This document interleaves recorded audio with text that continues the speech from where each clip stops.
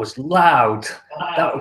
I'm also hodoring now as well. Wait a minute, I've got to do the arm as well.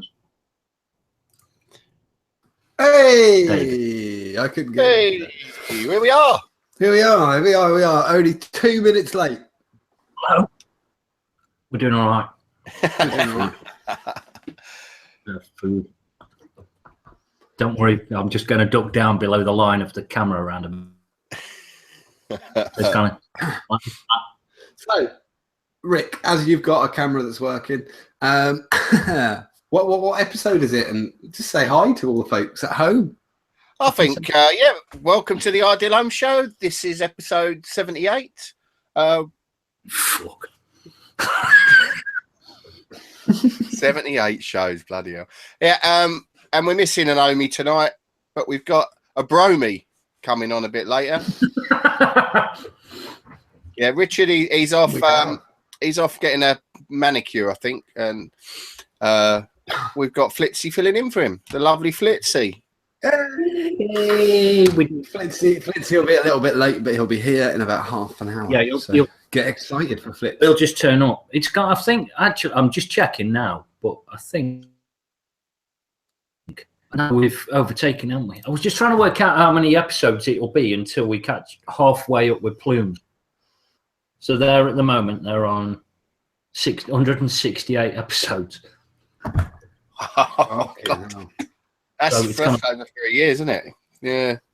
So they're 90 ahead of us at the moment. So we've got. No wonder they're getting a bit bored of it. I mean, that's a long time, isn't it? Yeah. I mean, now that Sean's gone. Oh, what's going on there? Do we know? Have we got any inside information we can share about that or not? No, Sean posted up on the group saying he wasn't sure. So it's. Yeah. We'll see what happens.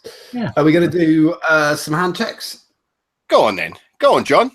How's your week been? Okay. Where's your week been? What did you have for breakfast? And what are you vaping on? My week's been very Moroccan. I only flew in yesterday from warm Morocco to freezing cold England. I don't really know what happened while I was away with the temperature, but very, very, I have to admit, I'm very glad to get back because I really like our shitty little island. I think it's brilliant. So,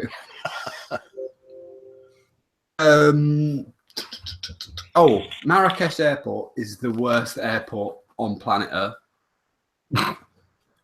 Well, you flew there. I thought you had to ride camels to get down to Marrakesh. It'd probably be quicker than going through Marrakesh Airport. Just as a quick tip. I was just thinking, if you get a camel, in London, where'd you get picked up? Probably Natural History Museum. London Zoo. You could just one in, one out, couldn't you? Like Park and Ride or like Hertz. You could like drop one off, pick another one up. This is just a tip for anybody in the security service who watches us, like they will. But I had this really crazy idea yesterday morning at Marrakesh Airport. A security alert came through. So what they did, people might have seen it if they've been traveling around the world, where they move the baggage scanner of the airport, so you can't come in without putting your bag through the scanner. But Marrakesh Airport was really busy yesterday morning. So there were 3 lines of about 200 people snaking out of the airport. As I said, it's just a quick tip for security personnel who may be watching. Your job isn't to protect the airport. I know they've might have threatened an airport, but your job is actually protect the pink or brown or whatever fleshy bits that are walking around indoors. So if you get them all to line up outside when there's a security threat, all you actually did was make it easier. Don't do that. It's really fucking.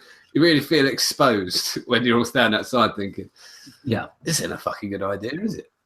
No, I'm surprised they got any sort of borders or border control. To be honest, it's stuff that comes out of Morocco that's the problem, isn't it? Not what goes in. It was really, yeah. And they generally just go on speedboats, don't they, over to Gibraltar in Spain? Well, funnily enough, they didn't check. The liquid rule wasn't in on the plane. They didn't really give a shit. You can have as much liquid as you wanted on the way home. Damn. Masty's watching. Masty. Big timer. What was I going to say? Breakfast this morning was an elderflower Marks and Spencer's yogurt, which is good. I had elderflower and gooseberry. It's very nice. And then I was back to work this morning, just at nick.co.uk. After bugger all sleep last night. Yeah, and what am I vaping on? That's the more important bit. I've kind of picked up my holiday vapes plus a couple, is what I did for tonight's show. The Plato, which I sussed just before I left last week, and I might have been vaping it on the show last week, I can't remember. But I put the Nautilus 2 0.70 coil in it for the whole day, and I used one coil while I was away and changed it out yesterday. And I had Mojito from Mark Selby, Cactus Punch, in it for the whole thing. I've now just got Cactus Punch in it. Do you know what it is? I know you can't. If you can get a Plato, if you can find somebody selling them, because obviously the tank's over 2 mil now, so you can't use it. The 0.7 makes this sing. It was already quite good if you put in a Triton Mini coil, 1 ohms, but the 0.7 Nautilus coil makes this sing. It is absolutely. It was fucking never missed the beat the whole holiday. Cool. Good holiday beater then. Absolutely cracking holiday beater. The only problem is if you put the Nautilus, the caveat I will add is if you put the 0.7, the airflow thing, don't worry about it. Just forget it, because it's got 2 sort of 3 mil by 2 mil holes in it. You'll never see it with my shitty camera, but the hole through the center of the coil is a mil. So whatever you do with that, ain't gonna do shit. So I just leave it wide open. Although it's quite noisy. That was one holiday beer. Just saying something about mojito or mojito or mojito. I'll tell you what. Mojito or mojito. I've sent him a link. We want to hear how a proper Mexican says it. Yeah. Mojito. He'd be busy doing the gardening or something. I like casual racism on iOS. Low-hanging fruit. Yeah, this was my holiday mod. This was my little stealth mod, which is Target. This is tiny, like in my hand. It's gone. With but I will just a quick mention as well. John Frape sent me this little custom drip cap by Paul Jones. Oh, that's nice. And you can remove the tank and you just turn it back into a what is it? An Origins? Not tiny, is it? What is it? Origin? What, small. The Squonker. Yeah, I've got one actually as well. So the Squonker's the tiny, and the one with the tank is the tiny tank. So you take this bit. This is going to be crap on my fucking feed, but whatever. And pop it over the top. I'll do that. And now look at it. It was tiny before. Look at that. That looks squonky now. Absolutely diddy, and you can just drip straight into the top instead.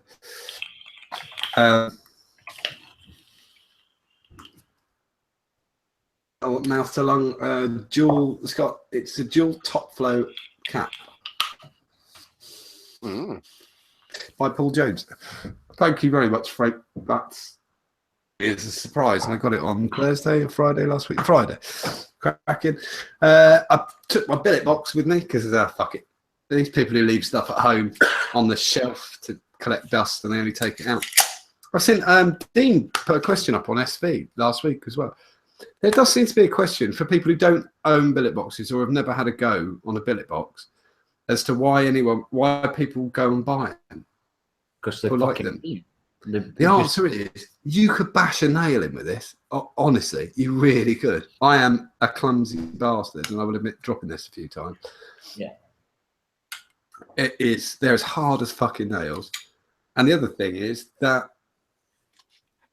this has been built by people, by Darren at Hellfire, or the guys Oman and with the Uno and stuff. They've actually been building around the spec of these mods. So when people say, "Oh, you've got really limited choice," you really haven't. I think there's so many different. I think as well, it's kind of like the size, everything about it is kind of it's perfect for its form factor. You know, it's like the Plato. It'll suit the squonkers, won't it? I mean, it is more of a mouth slung. It's not a beast, is it? But most people who've got these little squonkers aren't after that. So it's got game though. You say that it's wide open, yeah. And you've got like Simon Sawyer, the old Saint Simon. He's cloud blowing all day with a sort of 0.7 ramped up, 40 odd watts or whatever. Yeah, well, what I mean is, it's not really for the people who might use a mech and go 0.1. No, I mean, you're never going to do that anyway with something like that. You know, that's not the point of it. You know, it's like the same can be said of using the dripper. It's for a completely different thing. But I think the thing that was in it, and when Dean asked the question was, it's kind of like, I understand it, or he said, I understand that this is kind of a subjective thing, and then he asked his question, and it was like, you've answered your question, which is it's a subjective thing. You know, it's people like them, people don't. I really like them. I don't have one, but I've used them, and they're incredibly well built. Really. Oh yeah, you can't. They are. No. Yeah. I always said I'd have one when they put an 18650 in it, and then kindly the SV members bought me this one. Oh, while we're talking about billet boxes, I've got something for Nature Vape, who this week have released their own billet box and extra set. One of these. Oh, you mean spare one of these? Oh yeah. Are we gonna? Oh, they were that's just the initial. That's just for the initial. We'll discuss it in a bit. That's for Nature Vape. We'll come back to it in a bit. I think that. What else have I got? I've got. Oh, do you know what this is? I picked this up just before the show started. I didn't take Limonzilla with me on holiday, but I've got Limonzilla by Coil Vapes in the. Oh Christ! The words have gone. Cleto. On top of the RX 200, and Limonzilla and Brewdog's Elvis juice is a hell of a mix. It's an IPA with a grapefruit, it's got with grapefruit. Vape pairing the grapefruit, the mix with lemon meringue pie is fucking brilliant. Yeah, so that's ridiculously nice. And last, but by no means least, go on, show us it. Come on, show us it. There it is. I have the Dacus mod with, on top of it, I have a Vapor, a Giant, a Nano. Look how small it is. Did he? Nice. Hold on, hold it closer. Hold it really close. Look, it's tiny. Look how small it is. Yeah, hold it the other way around. Yeah. Look at that. Oh, tiny. I've actually got Luke, who I work with. His dad's gave him a Vapor Giant Nano to give to me so that I can put a Papa's wick in it. So I'm going to do that for him. And if anybody wants it, let me know and I'll put it on the page. I've always wondered if anybody would be interested in it. If they would, I'll show you how you can do it. What's a Papa's wick then? What's the difference with a Papa's wick? It's kind of like mesh, but cheap. So there's you won't be able to see my shitty camera. There are two in the juice channels. I've actually got two bits of wick, two bits of mesh, 200 like that up, and then the coil's in the center, and the cotton's just touching these. So you basically don't have to bother with the juice control. You just leave it open the whole time. You can fill it up, turn it around, spin it upside down. It won't leak. It just feed the wick the whole time. It's great. I'll have a little bit of a vape on that. Yeah, that's everything really. Craig, how's your week been? What? I'm watching. I've just got a pop up at the bottom from Mast. So you might. How's your week been? What are you vaping on? When was the last time you played snooker? Do that any which way round do you want to do it? Jesus Christ. Last time I played snooker was, oh, fucking hell, 30 years ago. When I was 17 years old. When I was 17 years back in the game, mate. That was at least, no, actually, it wasn't that long ago. It would have been 19. Oh, fuck, when 19... Mass blasts here. 88. It's mojito, not mojito. Okay? I didn't say it. I was not... What? Do it again. Mojito, not mojito. Mexico is where Master's from. No. I want to practice now. Now I don't know. I'm not doing it now. Don't talk about the wall. Don't talk about the wall, John. Don't. Can somebody send me John's address? I'm going to send him a better camera. It's not my camera. Actually, never mind. We don't really want that. Okay, so. I tell you what, if you could nip over and stick it in I'm not nipping over anywhere and sticking it in nowhere, so I don't do those things. Okay, I'm at the corporate office today for Ben & Jerry's, so I cannot be messing around. So, toodaloo. That lawn's not going to cut itself. To go back into I have to go back into the freezer here. Toodaloo. Happy eating. Take it easy. Anyway. There you go. Did you say mojito then? Yeah, no. I said, I don't know now. I don't even want to say it now. Mojito. Mojito. Fuck it. How? You got to give it a little. How's it? Give it a little on the J. Where Mexico is where Master's from. Oh. Yeah. Fuck off. Right. Anyway, Craig. We've heard the snooker. So what are you having and how's your week been? Yeah, so snooker would have been 1989. Would have been 1989 when I worked in Stoke. So it was kind of. Were you wearing flares when you were playing it? No, that was the time.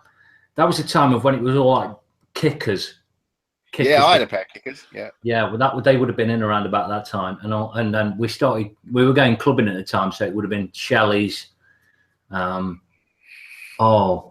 Entropy down in Stoke, and the Eclipse in Coventry and places like that. So it's kind of like, yeah, we were into the clubbing by '89. We were it just kind of started for us. Yeah. By '89, I was 8 years old. What a year. Old man. What a year '89 was.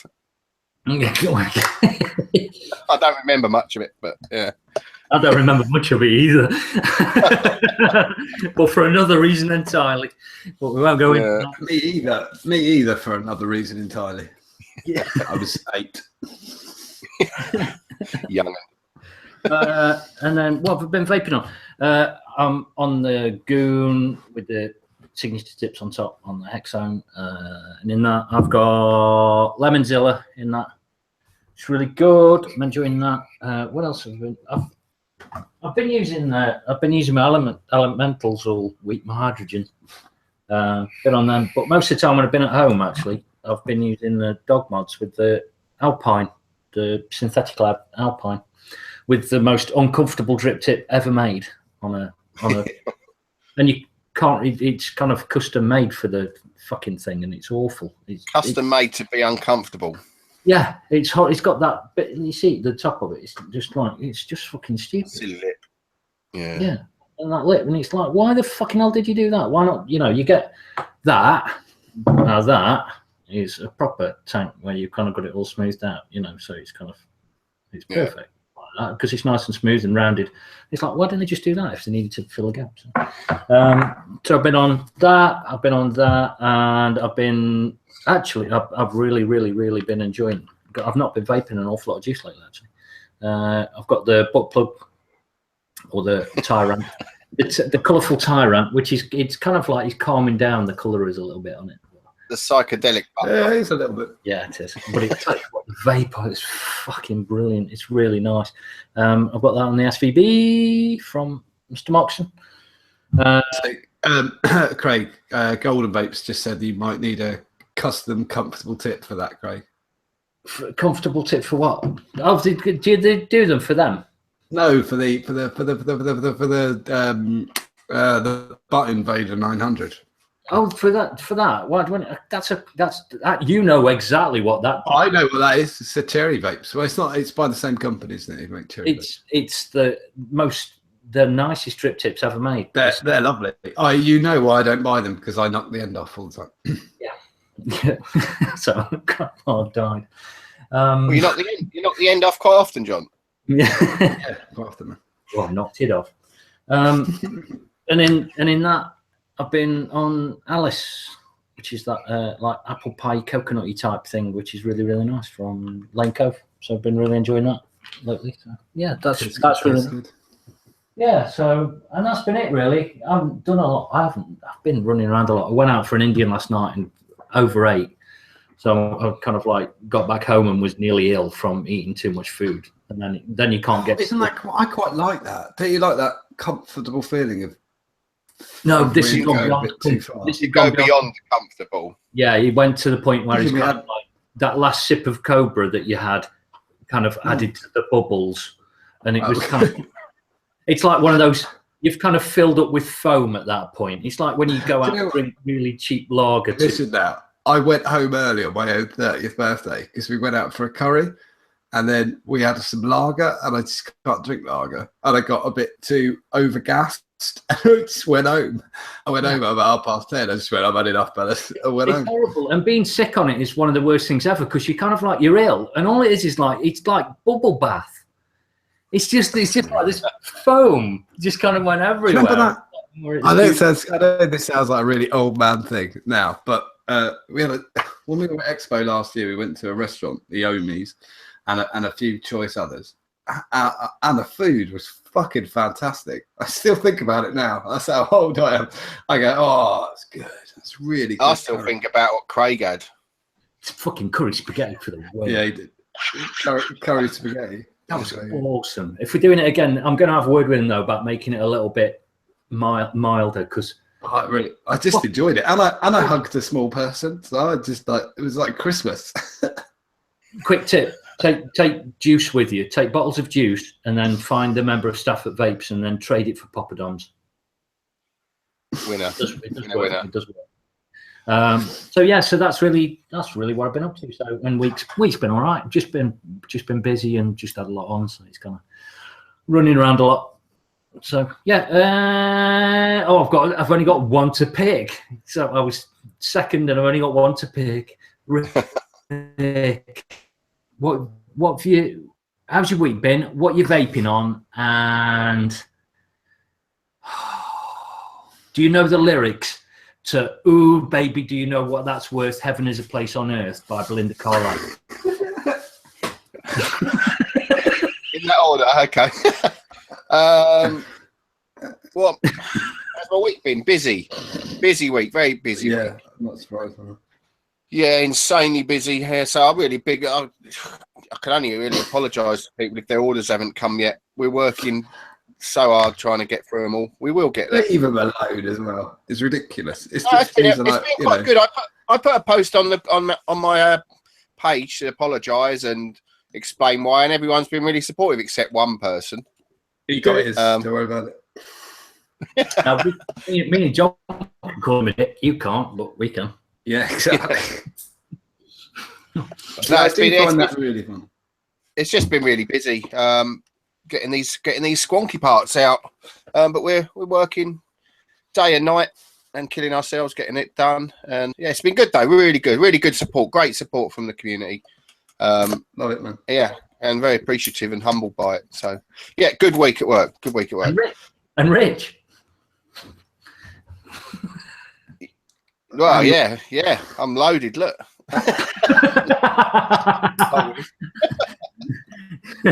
I'm I might have a stroke before I can spend any of it, but Hey, you know.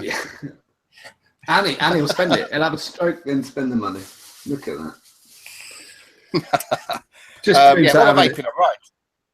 Having a stroke's always fun. Yeah, not really, but I didn't mean that. I didn't mean the medical person. no. Right.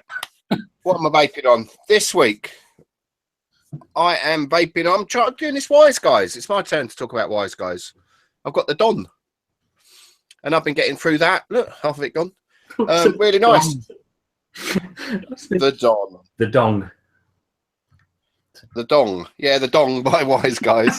Don. They're all named after famous gangsters, aren't they?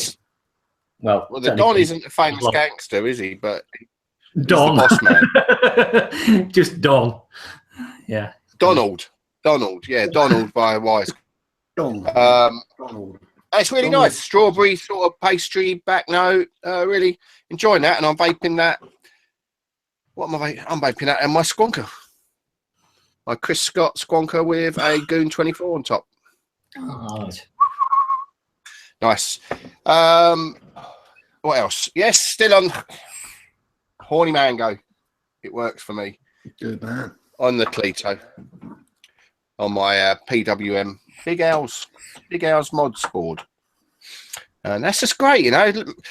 I've been busy, like running around everywhere at work, so it's just been nice to use a tank this week and just vape without having to worry about dripping. Yeah, it's great. Really like that. If you want something that's got a throat hit, probably about 50-50, menthol, serious amount of flavour. That's the one for me anyway. Me and Richard love that. What else? Yes, I've got this bottle of juice from a little British company called Just Add Nick, and I'm on Lemonzilla as well. Lemonzilla. Well, we've got a bit of an echo. I think what I've found is it's kind of like, you know, I've got the Carnival, and the Carnival, I mixed them both at 20%, and Carnival's fucking bang on at 20%. It's like Lemonzilla's it's a really good, really good dripping juice. I tried it in a tank. I didn't find it quite as good in a tank, but fucking hell, it's good in the drip of the Lemonzilla.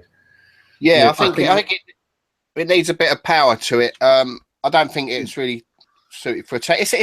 I've got it at a tank. I've got it at a 0.72 at 50 watts. Is that max VG, or have you PG'd it a little bit? 70-30. Yeah. I personally, a tank juice, I'll always hit it 70-30. I just think a lot of I'm pretty sure the British palate, or definitely the newer vapor, and myself included, likes a very flavoursome juice in this country, and the Americans seem to prefer slightly more subtle flavours. But this has got enough flavour for me. Hang on. Isn't that funny? That's a complete turnaround of that's the exact opposite of the market 3 years ago. Is that we were all like I was saying, American juices were really over flavoured, and British juices were milder. Or going the other way. You see, I think some are others have to. Yeah, I think some and some. You're right. Yeah, but this just reminds me of. It's got enough flavour, so it's not as subtle as some. Yeah. There's enough flavour there for me. So, and the sweetness is just about spot on for me. Perfect. So, sorry, Rick. Carry on with your hands checking. Sorry. No, that's it, and that's in the Goon on my my prototype mech. Another Goon. I can't get rid of the Goons. I like the Goons. Yeah, good. Good looking thing. That's all I'm vaping on this week. So, one quick thing is I've got Ian. Oh god damn it! Forgotten his name. Shane Wiseman. I stuck them in. With the coils. You put them in last week. We heard about the coils. I put them in the Goon, but he stuck 2 pairs. He put 2 pairs in. Oh, we got 2. I stuck them on the Alpine, and they're fucking great. They're really good. But I found they're a lot thinner. They are a lot thinner, so they kind of got that. They fire up quick. I don't know what the material is. Really fast. Yeah. What ones have you? NI80. What fuse captors have you used before then, Craig? That have been slow to ramp? Big things. I think they're fairly big. I think these are kind of like they might be like 28 gauge with like 36 or 38 around them. And they're really a lot thinner than anything that I've used or any that I've normally seen built. Or Yeah, nice quick wrap up on those. If Shane's in chat, I think it's NI80, but correct me. It will be NI80. That's the ESTA material to use for fused, I think. Yeah. But I prefer that ramp on them, and they're nice. Then I do like them like that. I'm still kind of a dual parallel kind of person when it comes to doing like heavier builds, because I kind of like the cancel fire up off 26.5 gauge is still peak for what I kind of vape. But these are. I get it. I've got one. They can't see this. I'm just going to add this quickly to start, because a customer popped into the shop today, and I'd got a weird connection with them. Weird connection. They'd only been vaping for a week, and they were having problems with throat hit. I went through every single thing that it could be. Were causing her problems. She was getting a really scratchy throat, and ones that weren't. It wasn't PG, because she liked a 60, but a 70 VG. She liked a 60 VG, but a 70 VG was scratching her throat. It wasn't the VG. It wasn't the wicker material, a nickel allergy. It wasn't the wattage or the warmth that was doing it. Right. And after chatting to her, this is the weird connection. As a former larger person, I used to weigh about 3.5 stone more, and I used to smoke, and so I used to have acid reflux, which I haven't got anymore because I lost 3.5 stone and stopped smoking. And that's what it was. Right. Kind of got it down to some things were just irritating her throat slightly, because for 7 years she'd burnt her esophagus with acid and smoking fags. So it was just recovering from smoking. It was just a case of persevere and it'll get better, because I went through everything with her, and it was only when she mentioned it, and I thought, that's 6 years of acid reflux, and the doctor saying brilliant stuff like put 2 bricks under the end of your bed so you sleep like that. And you think, oh, fucking hell. It's like it's kind of like CSIOS, isn't it? This. Yeah. It's diagnosis by doctor. There's a really. Actually, I mean, I know a lot of people with acid reflux, and the one thing the doctor's not allowed to tell you, he's not allowed to go. I've got that on 12 inch. I've got that on vinyl, John. but the doctor's not allowed to say you're a bit of a fat fucker. Are you sweaty when it's cold, when everyone else is chilly? It's that. It's acid reflux. Big have you considered a career in the medical profession, John? No, but it's just it was a weird one, because it's never come up. It's never it's never been acid reflux and coming up. It's not a great one, but you know what I mean. It never occurred to me before, but I did that when I first started vaping. Everything was a bit scratchy, but then back then we were vaping 70 PG, so everything was a bit fucking scratchy. Yeah, yeah, everything was nasty. Back onto the road. Are we on to the news then? Are we? I think so. Yeah. News. Into the news. Into news. Just a quick one, because I've seen this pop up and it's holiday season again. So I'm not going to go through a whole thing of packing for holiday, but there is a video on our channel which is me packing for holiday. But simple step through of how to step by step of how to pack if you're going on holiday.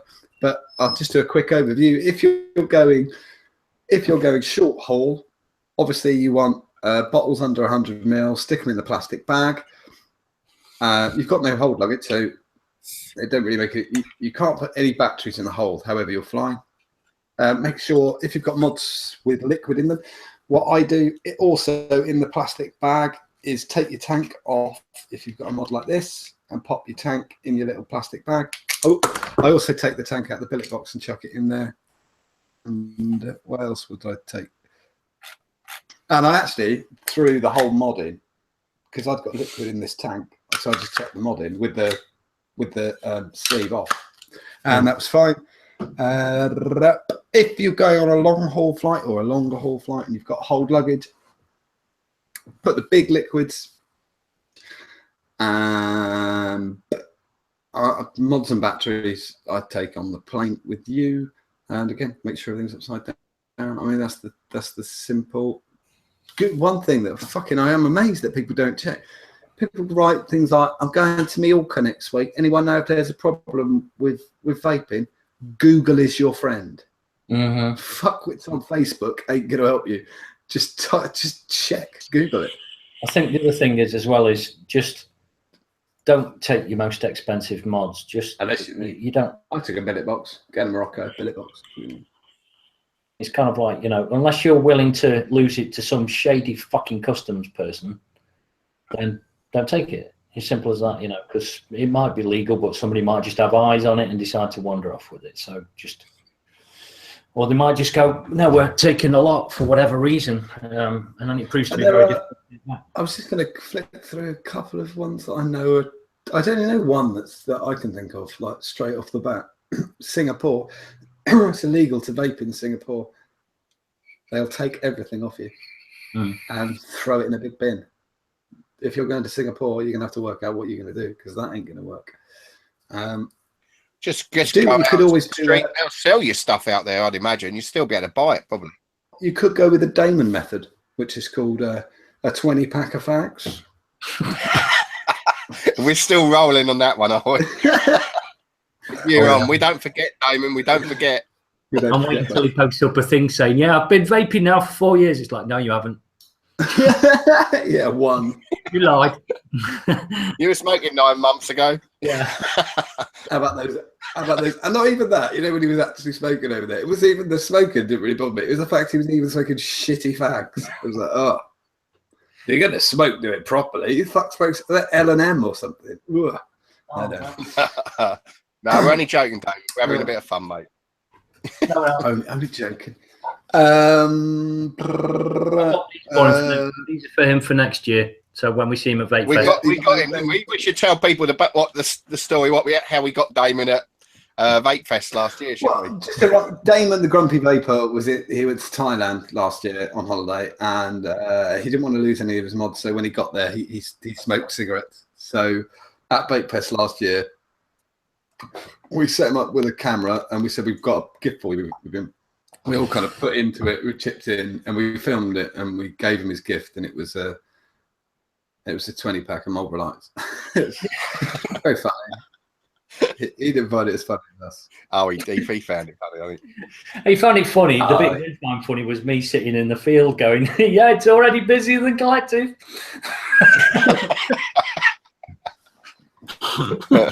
Sorry, Damon.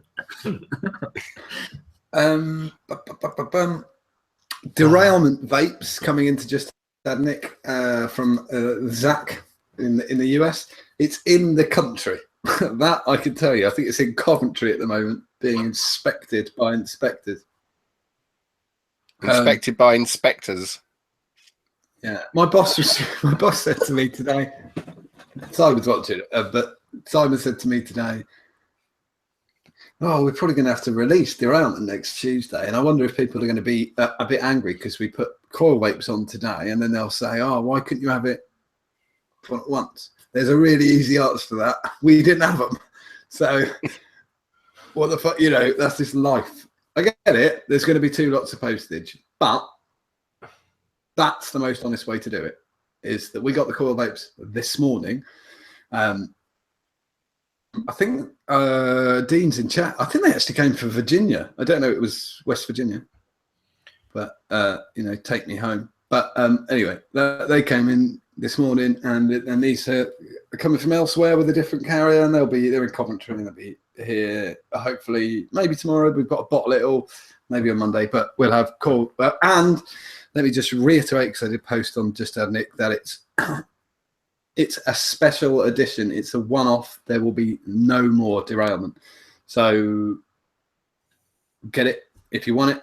If you want to try what I think is probably one of the best graham cracker flavors that's ever been invented, it will never be for sale again. Yeah. Not only not by us, but not by anyone in the UK. So it'll never happen again. Talking of coil vapes, we had a new delivery. The coil vapes, the second coming, which I still think is funny. So still sticking with it. We got our second delivery today from coil vapes, and we have got more this one than last time. We've actually got double what we had last week or week before when we launched it. And we were sitting on an extra 90 bottles of concentrate. But as I say it now, Simon's going to add them to the site. So they're now going on again. And there's 90 more bottles of concentrate, 45 more kits.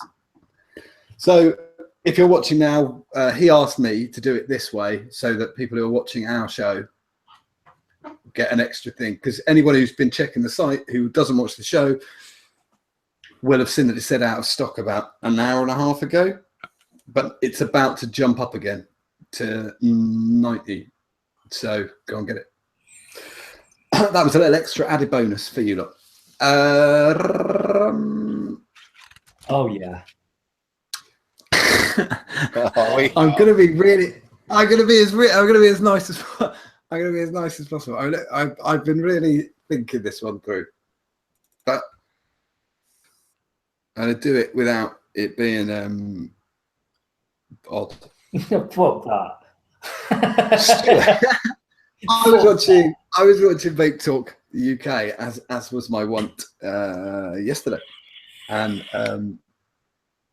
Stuart had been and bought a clone billet box and a clone Exocet, Hellfire Exocet from Nature Vape. I haven't got a problem with any. Oh no, I've got. It's difficult. You thought about this? I have. Here's my. Oh, I can do this. It don't buzz me. These are my issues. I know a lot of people moan about the price of the billet box. When you really want to read them carefully, the people who are moaning or using it. Stuart didn't do this, but he actually said he would buy a billet box. You really want to check what they're pricing when they're talking about what they think it's worth. When they say it's not worth the money that they sell for, I think they're £300. Yeah. A brand new billet box is 300 quid. You're not. People get lost in what you're paying for. You're not paying for. You're not paying for the materials. You're not paying for a piece of aluminium. You can't weigh it and say, okay, it's that much aluminium. You can't write down how long it would take. Hey, Fitz. Hey. Oh, he doesn't look too well. He doesn't. He's got a very red face. Look at that. Oh, yeah. He's been chewing on some flesh again. Breakfast. Fitz is trying to wind up the camera. Yeah. He's having I'm the one with the shitty camera. I don't know what's going on. To be fair, Flitzy looks a lot better than you anyway, so you're all right. That's true. We just have to wait for him to go. So my point is, you're not paying for the material. You can't do that. You can't weigh it, work out how much the material costs, work out the machine time, and then go, well, I think it should be 100 quid. They designed it. It's theirs. It really is. And things find their own level and prototyping. You know, you just do.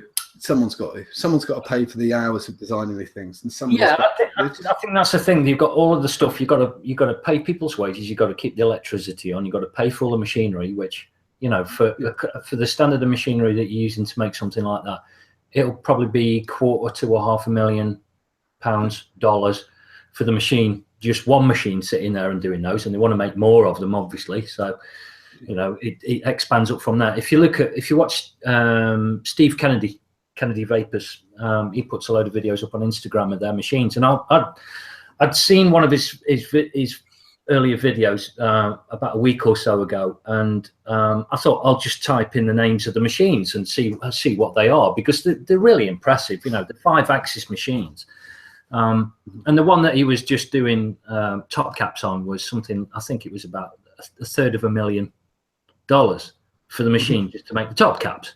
Now, this is a huge outlay, and they're taking a massive risk on shifting these things. And they're also entitled to make a profit. You know, they've got to pay for the kids' education. They've got retirement. These are stuff. The other thing is, it's a punt. It's a punt. It really is.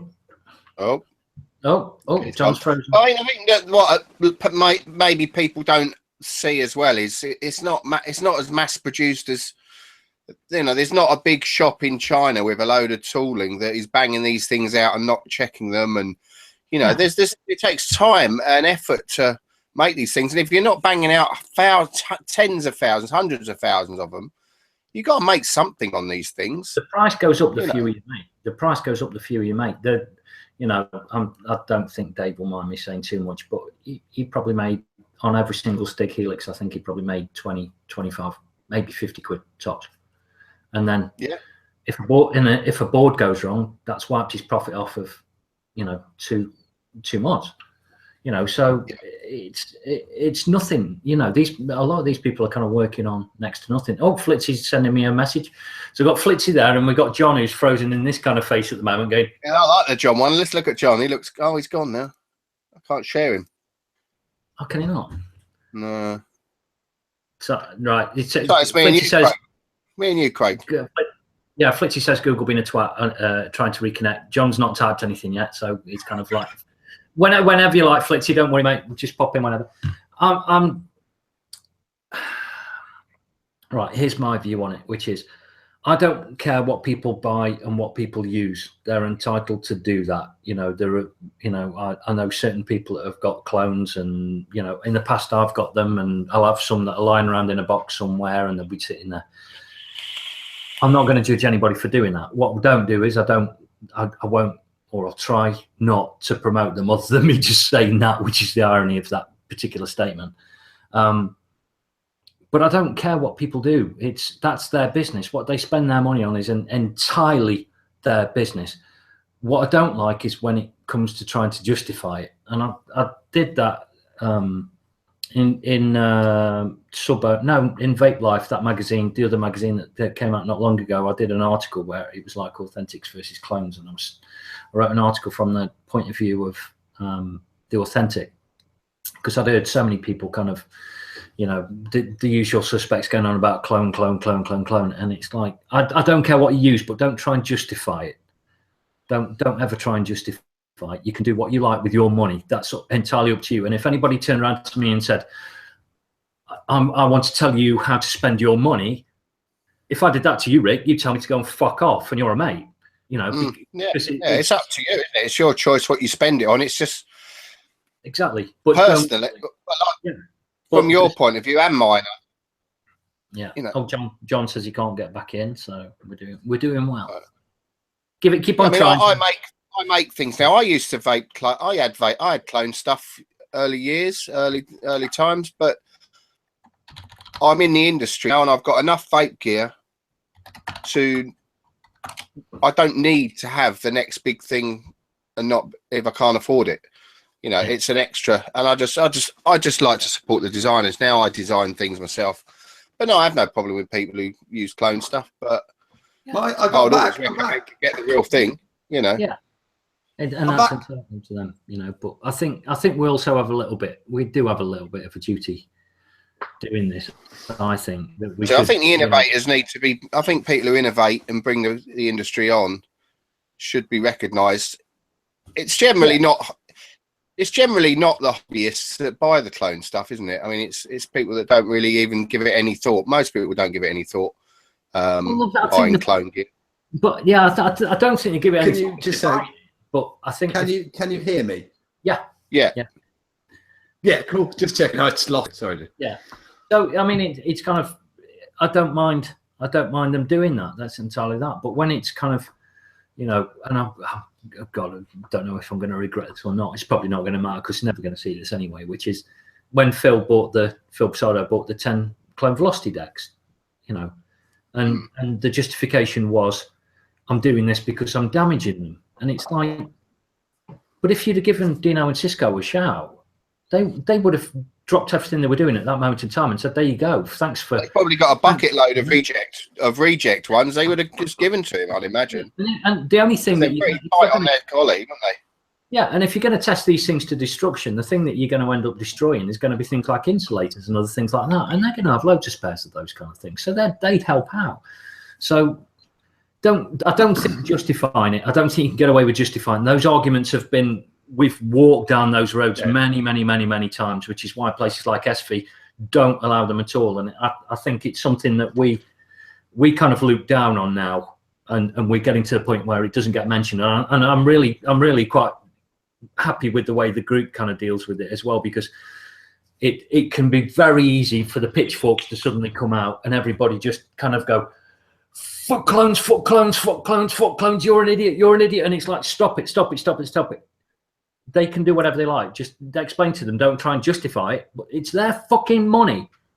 It is exactly that was my point. That was the whole reason for starting this thing. It's not the clone thing. It's don't bother. Don't bother with the justification. It's really boring, and it's been done to death. And if however you morally justify whatever you do, that's your business. That's fine. Don't write it down because you'll just end up looking a knob. Yeah. I think you can't really justify it unless you've gone out yourself and bought something to market, prototyped it, designed it, and done it all. You can't really justify buying it, but buy it and use it. Don't tell everyone why. Don't justify.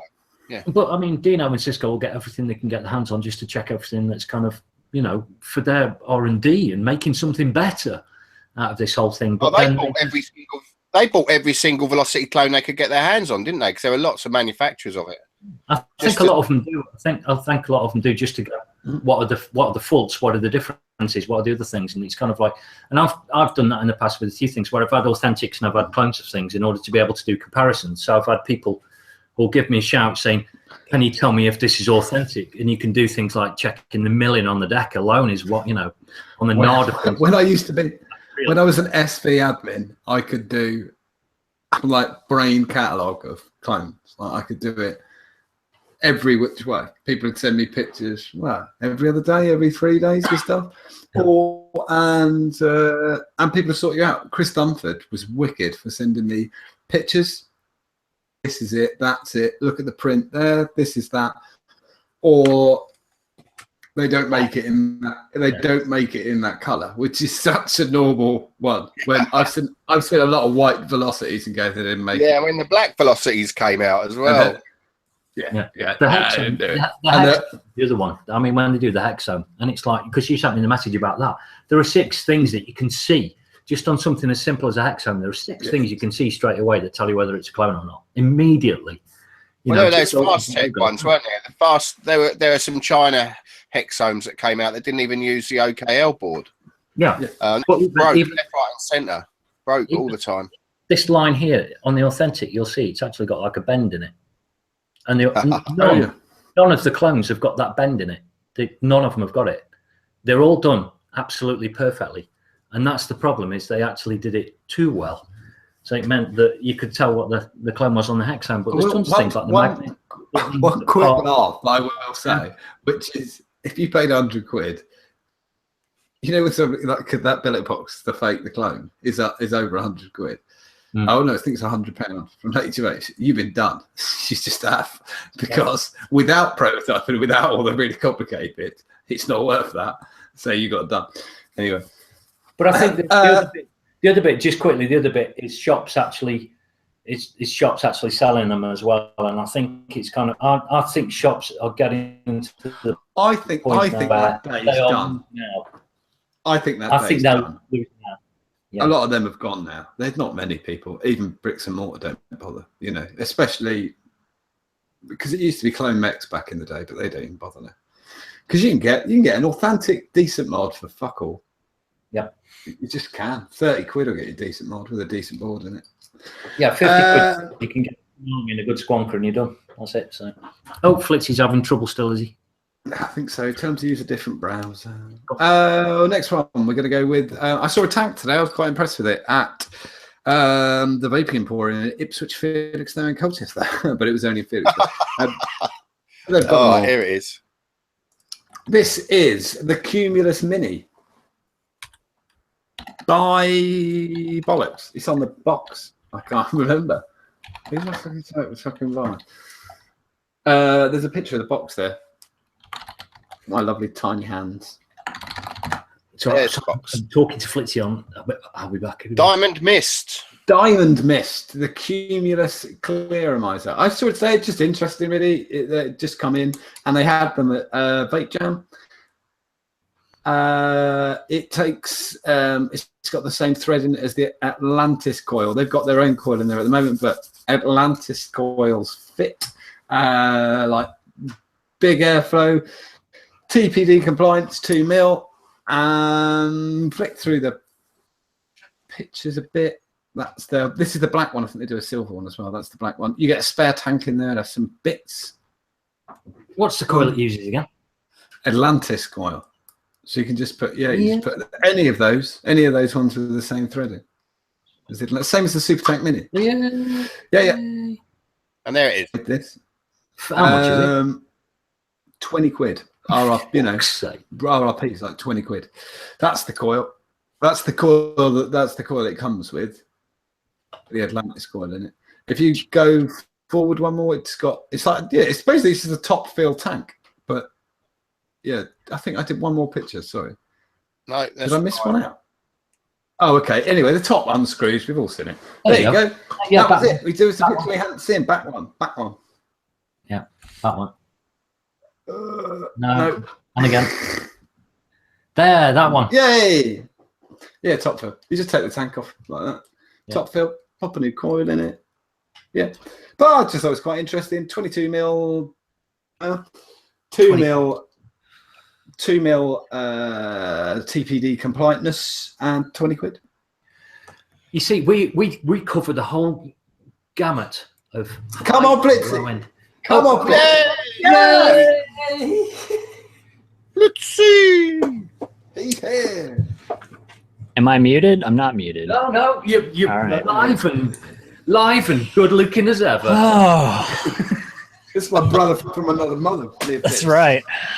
We both have the poof. I keep mine in the bathroom. He's happy with it. I feed I've him. got the feet on mine in the front room. Feels like a fucking Morrissey convention in here. We don't talk about Morrissey, my friend. We don't talk about Morrissey. We can talk about Robert Smith, but we don't talk about. No, I'm just kidding. Oh, No, I'm he kidding. did a gig. No, Robert Smith's really cool because he did a gig in Derby. He was really good friends with one of our staff. He talked, and he said, "Is it all right if I come down and just play down at?" We've got a small venue, so he just bought his guitar and did a solo stint in the bar. Oh, that's awesome. Down in the student union. So then there was like 100, 150 people, and that was it. Just and he kind of like. I just need to finish quickly finish the Cumulus Mini thing because somebody's just mentioned something which is totally true. Does it vape well? It does. I tried it in the shop today. The only thing I will say is it doesn't matter what you put an Atlantis coil in. It won't make the hole through the coil any bigger. It has got massive airflow. You can open it up and it goes about 5 mil on both sides, 5 per 1 on both sides. The hole through the center of the coil is still 2 mil or something. It won't make any fucking difference. So how many tanks do that? Lots. So I mean, you get the Super Tank Mini. It does that. That's about as low as you'll get a Super Tank Mini. But at the same time, it'll also go to that. It's like is like that's ludicrous. You never get that air through it. It's impossible. That was the point. Fucking killer tank. Fucking love them. I love the Super Tank Mini. Good tank. How much is the Super Tank Mini? They do that in 2 mil? Is that 25 quid it is for a Super Tank Mini. And is it 2 mil? Is it for sale after the TBD? No, it's been out for 2 years, so I don't think they make them anymore. So yeah, if they get any stock, then they kind of go. But there's a few places that got different coloured ones, so you can get red ones, gunmetal ones, yellow, blue. You get all sorts of different colours now for them. So. really, really, really good. So, and Sorry, we can be get nice and different not rude now. Sorry, we'll go back to talking to the Flitz now. Yeah, we want to know what is vaping. Right, we've got to find 3 questions for you, which is, how's your week been? What are you vaping on? And when was the last time you had Kool-Aid? Ooh. All right, so let me reverse those. The last time I had Kool-Aid, I didn't actually have Kool-Aid. Do you guys have the little packets, like the little single packets that you mix in a bottle of water? oh, We don't get little Kool-Aid sachet out here. things. You make it's. I do know what you mean. Yeah, they're like little single packets. So they have one that's root beer. It's basically like root beer Kool-Aid, and it actually tastes a lot like root beer. It tastes like sugar-free root beer because there's no sugar in it, and there's no carbonation. So today, I quite like the sound. So I kind of had Kool-Aid today. If we count that, it kind of counts like Kool-Aid. And what am I vaping? I finally, because I was using this old trusty Anakin disruptor for like 2 years, and battery life was terrible after 2 years, obviously, because I never bought new batteries. So I finally bought an E-Leaf iPower. Oh, And it's nice and shiny and bronzy. And we need to get your vinyls now. yeah, it needs a good sticker. Have you not had any vinyls off us? No, you guys live really far away, so Yeah, we'll still send them. You're the Flitz. We'll send it to you, man. Right, one of send an address to one of us at random. One of us, yeah, and we'll Send it to me, Flitz. See, I've got some. I'll send you a load, mate. sweet. We'll send you a care package over like Angsty or something. So Sweet. Yeah, that'd be awesome. But yeah, so I got this. It's been about 3 weeks, and they're like $30. Like, I mean, they're pretty cheap. And it has like a 5,000 mAh battery.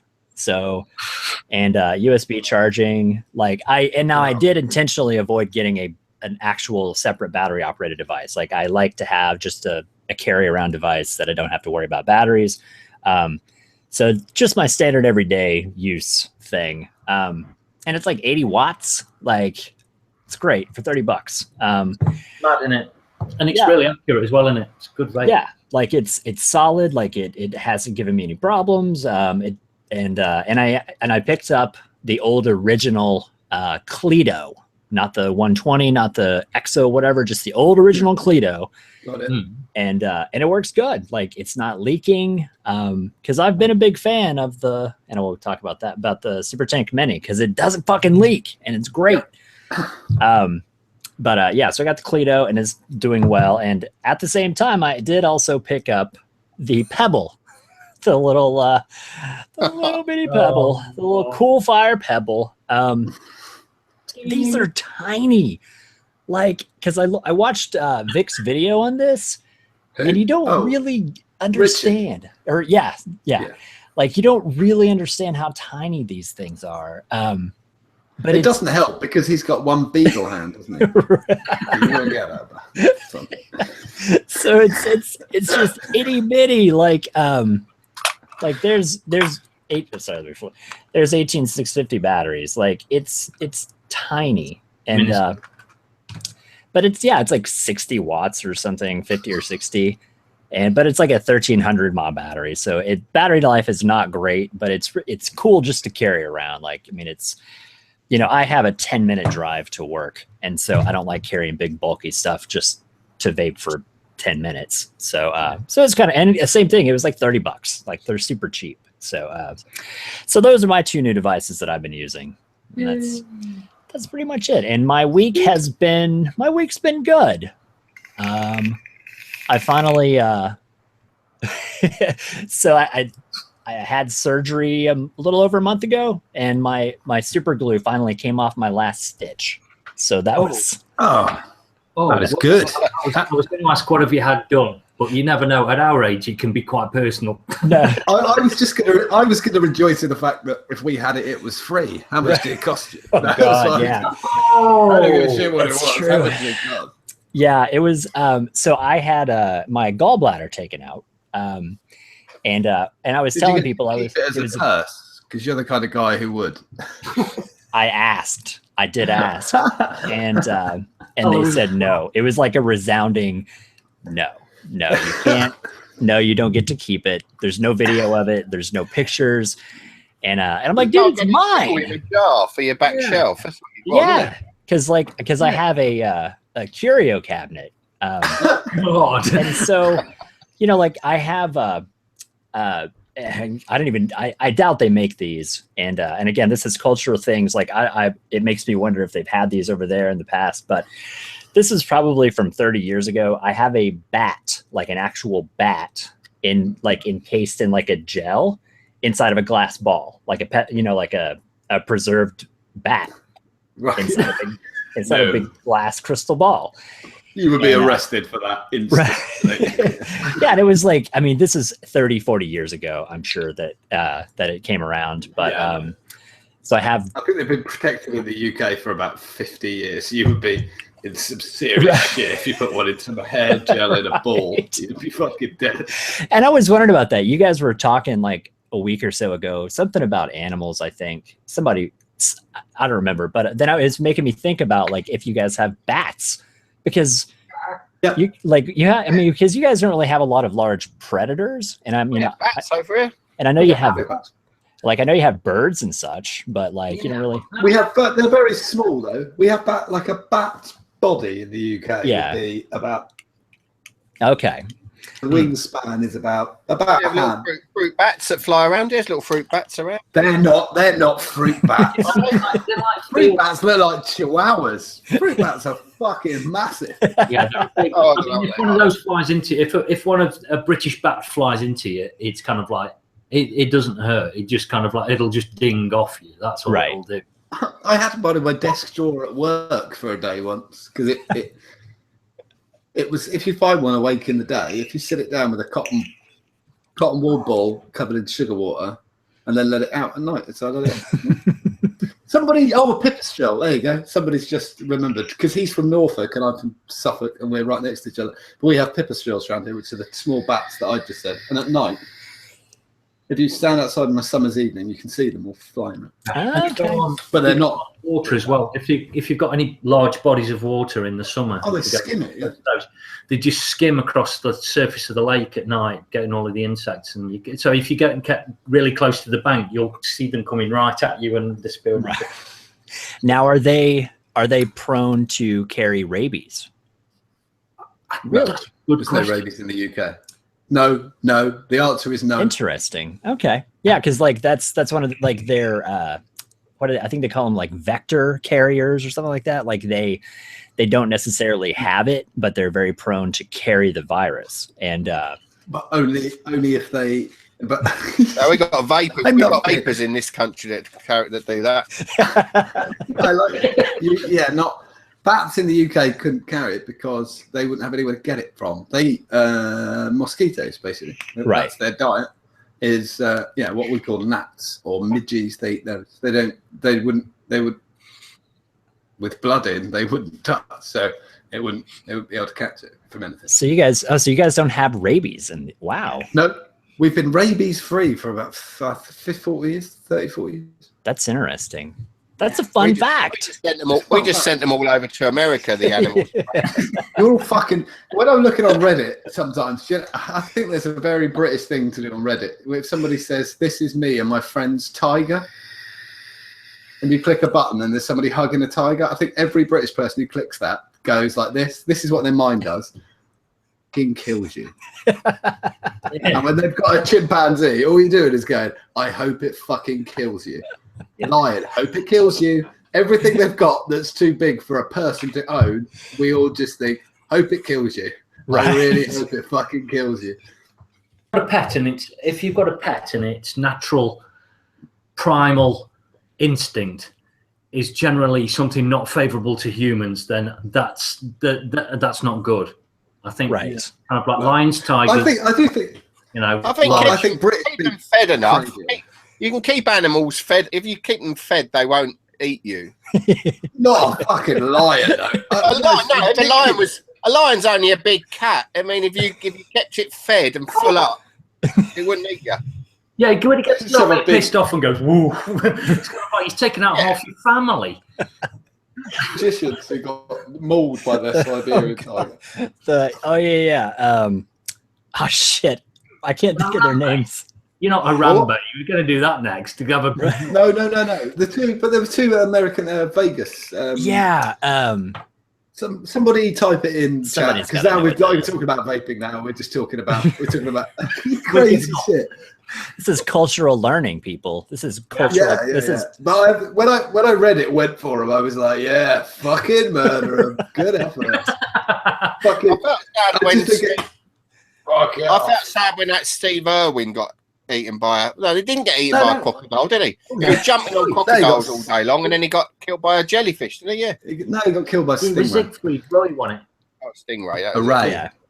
Yeah. So yeah, but that's fine. No, he was a conservative kind of person. his son's gone on, hasn't he? His son's gone on to carry the flag, hasn't he?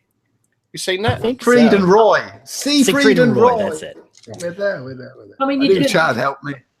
Yeah, I mean, you're not going to let your kids do it, are you? You kind of go, if you're growing up and you're going, yeah, you got killed by a lion. So what are you going to do for a job? I'm going to look after lions. Scotty Bogfoot, who just in Canada, who just told us Siegfried and Roy. Send me your address again. I'll send you some more shinels for that. Yeah, thank you. I want to be a lion tamer. Yeah. You meant a librarian. Yeah, you watch these things and it's like, oh, this terrible one, this Matador, he was kind of like, he's been doing it for like 25 years. Good. And you're kind of like, and you're going, you fucking deserve that. It should have gored you in your private 77 times before he kind of went and hit an artery that mattered. That's what should have happened. I think that's a really British thing, though. When it kind of goes, chimp rips off arm, you just go, he should have fucked about with it. Leave it alone. Yeah, I mean they're insane. Like they're 3 times stronger than people. Yeah, they will rip you in half. And people, they're incredible. I know we shouldn't be doing this, but we're just going to carry on. But someone said to me a little while ago, I was listening to an interview about owning chimpanzees because people in Florida are place they're crazy, they own this shit. And they said, Florida man. You can own a chimp. You can own a chimp up until about 10, and it'll do all that like piss around with teapots and fucking. You can make it pretend to talk, bang a dress on it, get a walk around the house, and as soon as puberty kicks in, it'll fucking murder you. You kind of go, shit, get away from it. And so you just think you imagine that if somebody said, if it was a cat and they went, there you go, here's your kitten, and you went, oh, it's lovely. And you go, what do you do? And they go, well, feed it twice a day, make sure there's fresh litter out if it's going to be a house cat. Okay, right. Make sure there's always fresh water out. Yeah, no problem at all. Oh, here's a box for it. Oh, thanks for that. Might murder you after about 8 years old. There we go. Pop it. What was the last? Doesn't make any sense, does it? Keep this pet, you love it for years and years, then suddenly you've got to kill it. Right. I'm kind of wondering though, what happens? Your chimpanzee gets to the age of 10 and you go, flee, you adolescent murdering beast, kind of get out of our house. There must be this collective of like monkeys that are sitting up in trees going, where's my fucking dress? I really miss my dress right now. I spent all these years being cross-dressed and I'm with all of these other apes. They must go out on raids to get they've been lines. They've been put on TV and everything, carrying pianos upstairs and making cups of tea, and then they fucking get the bullet at 10. I imagine if they could talk and they're like chatting to each other, they go, fuck's up with Jeff? And they go, I don't know, he's miserable. Jeff, fucking put a smile on. And he goes, just nothing touches it. Not like a fag and a beer. I'll tell you that. I don't want a fucking banana. I want a beer, a lilo, a pool, and a fucking cigarette. And that's what I want. PG-tip. Or Tetley. Was it Tet? No, it's PG-tips. Yeah, it's PG chimps. I think we should try and attempt to carry on with the news. Now we've done all the Brilliant. Right. Right then, I'll carry on with... Great. Go with it.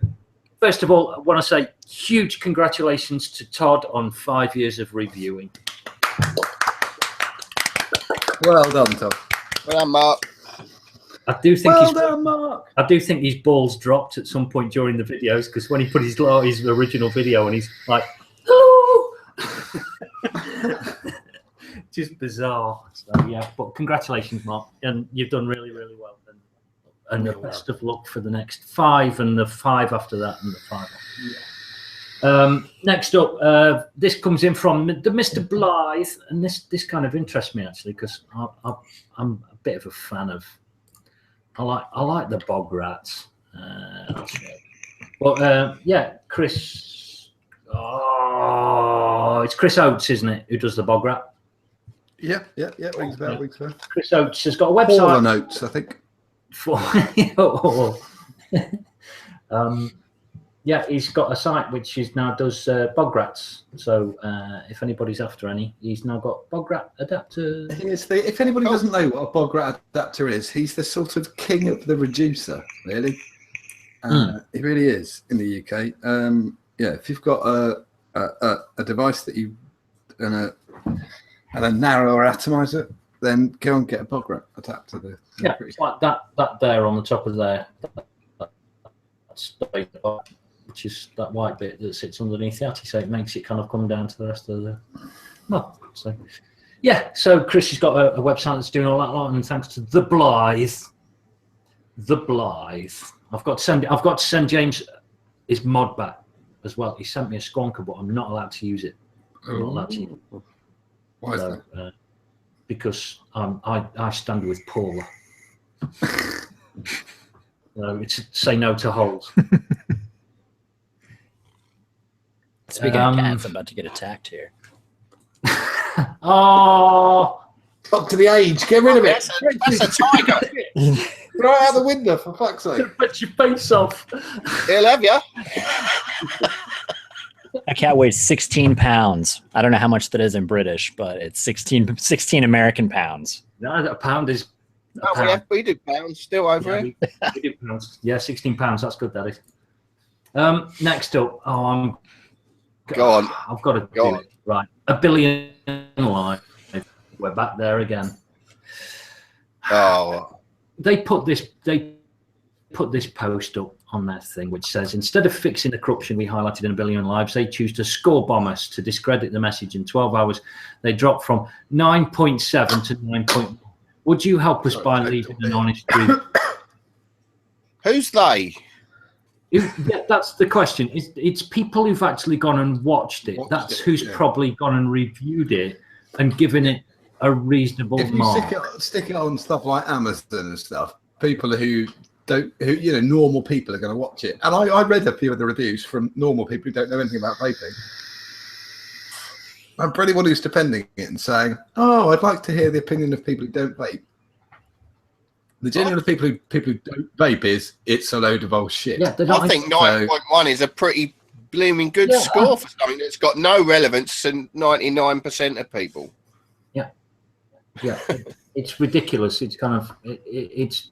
I'd sooner, as the maker of the movie, I would sooner take all of the honest things that they've done. The film is out there. This is just narcissism at this point that's kicking in, and it's like I would like to know, as somebody who's produced or directed or been or whatever in the film, and go, what is an actual honest thing of it? Because you go to Rotten Tomatoes, and I think it's like 44%. I think on Rotten Tomatoes. So you kind of think, well, something's not right here, and you've just bent one thing out of shape, and now you're in this situation where you don't know which one's telling you the truth. And I think you've got to just take it on the chin and go, it's out there, we've done it. There's nothing we can do about it at this point. Please be honest.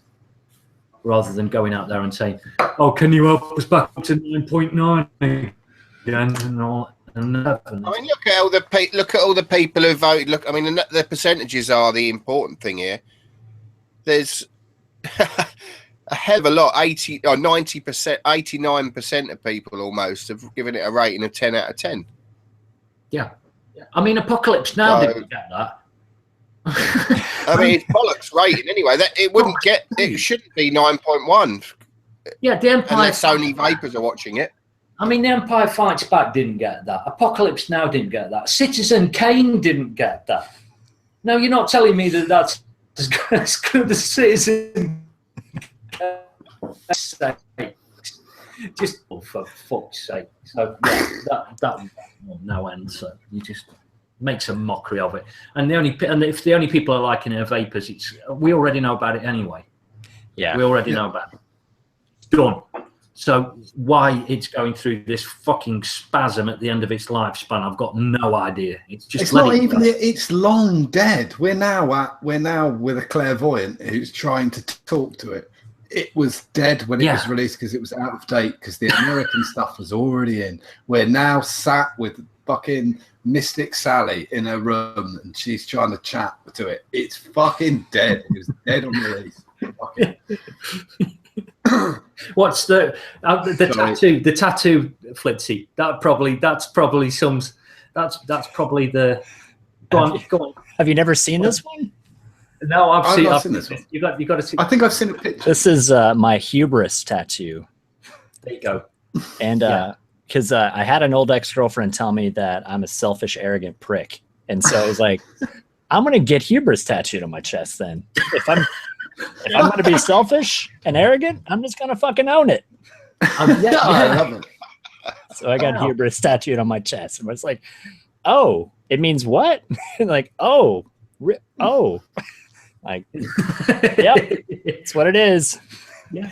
So yeah, the tattoo, we're linking it to them as well. They can use your tattoo for the next 10 minutes. So it's very fitting. Very fitting. Yeah. The next up, I'm gonna let Rick do Hull Man. He's got it in his notes down below, but I've got the article ready, which I'll attach on. Scott has also got a page. That's I get you 69. The Bonner. The Bonner. I will. I think we? I think we shared the link in the group, didn't we? Or did we? If we haven't, no, I don't think so. I don't think so. Okay, so yeah, if somebody wants to share Scott's Etsy page, it's Turnwood FX. He's doing blocks and he's got some razor blade razors, some razors. He's got some like Mac. I don't know the Mac 4. I use a safety razor, and I took pictures of mine and showed it. But Scott very kindly made me a safety razor handle and a drip tip that I use every day. And Scott. Yeah, we go and fucking love it. We're going to be biased. Fuck it, I don't really care. Just really love him. He's great. I really like what he's been doing. Fuck off. Yeah. Next up. This beer is stronger. No, you're just older. I've been drinking Moroccan Bud for like 4 days. Fucking hell, it's not stronger, John. It's just that your tolerance has dropped over the weekend. Probably, yeah. I think some blood got into my alcohol stream somehow. Yeah, you've slipped up. Next up is the post office. Somebody posted up, I don't know if it was in our group or one of the others, I think it was in ours actually, about the post office and them asking questions. It was our group. Yeah, I saw that one. It's a load of bollocks. So the thing I've written down, first of all, is just be truthful about what you're sending. Simple as that. Okay? If it's e-cigarettes, there are warnings that you have to put with I will say you've missed something on here. There is warnings, yeah, you do have to have with batteries. And they've got them behind them as well. If you're in the post office and you've got a mod with a battery in it, and you honestly tell them what's in it, they've got lithium battery warning stickers, and they'll give you one and you can stick it on there. It's not illegal, you just need to tell them it's in there. But there was the confusion is about this thing, which is you can send quantities. Oh, no. Right. Neat nicotine is a problem to send through the post. It counts at a level, I'm not going to quote it because I don't know it. At a certain level, it becomes you're sending a poison through the post. So you can send it with, oddly, you can send it with Parcel Force, 48, DHL, you can send it with any of them, like FedEx, whatever. You can send it with a lot of these companies. But you can't send it with Royal Mail. Somebody the other day got refused because they told the truth and they wouldn't let them sell some liquid. Just to reassure them, I sent 135 last Wednesday. It's fine. And the woman in the post office doesn't think I'm mental. She knows exactly what's in there.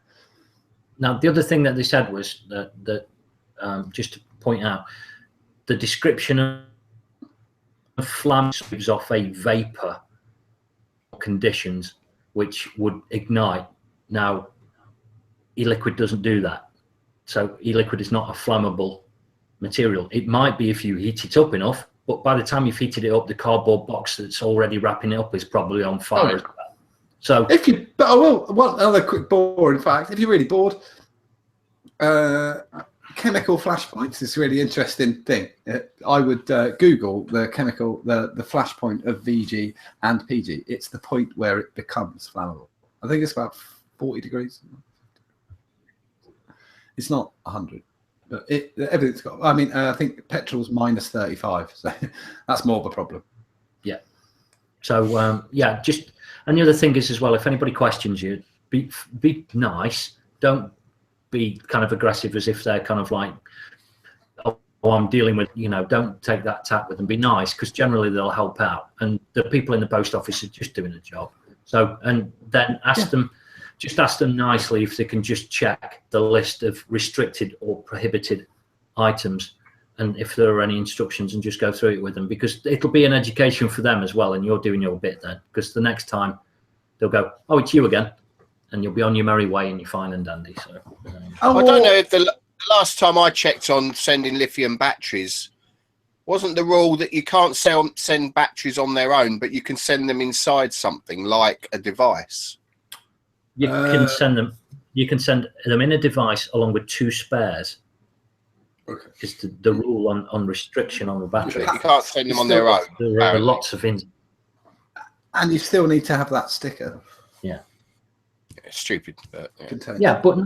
Yeah. I mean, it's a warning because The other you don't want thing- somebody blowing themselves up, which could happen. I live in a really small town, and there are you go to, not be stupid, but they're independent post offices. Just get the next one. That's what. Yeah. So I'm really lucky. If you ever see me, if you see my back in a post office and I'm holding a box, that's not leave. You're about to have a really bad fucking day. I promise. So somebody just put up the VG flashpoint is 160 degrees C, which is 300 degrees Fahrenheit. Cool. So you're actually not far. That's the point of self-combustion. Yeah, and you're not far away from the flashpoint of paper, which would be cardboard or any material that's actually wrapping it. Or the van it's in, or the post office. Flitz number, the Ray Bradbury novel, which was Fahrenheit 451, wasn't it? Or is it 451? Yes. Yeah, 451. Yeah. So 451 is paper because of, that's how you remember what paper is. Because they were burning the books. They were. Good old Ray Bradbury. You love a bit of Ray. So. Fascists, Nazis. That's on the horizon. Guys, Look forward to it, folks. Read it now while you can. The next thing I wanted to put up, and I've put some images in for it, was something really weird is happening in vaping, which is authentic manufacturers such as E-Leaf, Watofo, Minikin, and a few of the Chinese ones have suddenly started doing fuckloads of rainbow-coloured mods and atties. Just, it was always the realm of like fast tech. Here you go, is the comedy heat treated atomizer that kind of looks fucking weird. And it's like, look, we're now getting an E-Leaf, a rainbow E-Leaf. There you go. With that looks like a Eco 2 or something like that. I can't remember. I remember those kind of mods being out about 4 years ago. So 4 years. 3, 4 years. And now it's suddenly, what are the other ones there, Rick? Yeah. I think there's a troll in there as well. There you go. There's the rainbow troll, for instance. You can get yourself one of those beautiful looking things. What did they do? I don't know. Why? I'm just mystified. I don't know what all the ones that I've got them in there. Like that, for instance. I don't get it. Doesn't really appeal to me, these colours, to be honest. No, it was always something which was always the realm of like the cloners, was that kind of, hey, we've got this amazing style where someone's gone and heated something up and they called it back down again. I don't even know if it's heat treated though. because actually not that long ago I got sent a box. It was like a Hammond G box, and it had all this color stuff going on like that. And I thought, oh, this is interesting. I might stock these. I went to make a mod with it, and I drilled it, and it was plated, and some of it chips off, and it was like, that's fucking useless then. Yeah. So if it's really coloured like that one isn't heat treated. If it's got pink in it and green, it's not heat treated. But that troll probably was heat treated. Right. But when you get these serious colours going on, it's not. It's plated. But they might just be heat treated if it's nickel plate though, because they normally put nickel on the outside, don't they? Well, then that'll chip off but so, drop it and it'll chip. Yeah. So anyway, that was one of the things which was stop it. Could those be plastic by chance? Like could they just be colored plastic? It's like, could they be colored plastic? I mean, it could be, yeah, where they like just molded it to that kind of thing. It tends to be easier for them just to get a load of steel ones and just go in with the blowtorch. Thanks very much. Through, and depending on what temperature you do, there's actual colors that it travels through. There's like a chart that tells you if you heat it up to this temperature, it does this color, this color, this color. There's like a whole rainbow that it goes through to do it. So interesting. It's pretty easy for them to do it if they do the heat treatment. So, next, I was going to do Patreon, but I'm not going to. That's too long. And Ruby's just done a video 2 hours ago. So yeah, watch that. There's lots of YouTube goings on at the moment, and there's lots of people that are thinking about how they're going to get the money in and stuff like that. Go and watch the ones that I'd suggest are people like Bearing, Sargon of Akkad, Pyrocynical, H3H3. Those kind of people are all covering an awful lot of what they're doing, and also different methods of doing it. For instance, Pyrocynical, he's got, I think, like 1.3 or 1.7 million subscribers, and he's not doing the Patreon thing because he thinks it's not for him. So there's lots of people making different decisions about how they go about funding it. Other people are looking at things like mines and different places. So what's going on then with, I mean, I'm completely in the dark with this Patreon stuff. Why are people turning to this instead of the usual revenue from YouTube?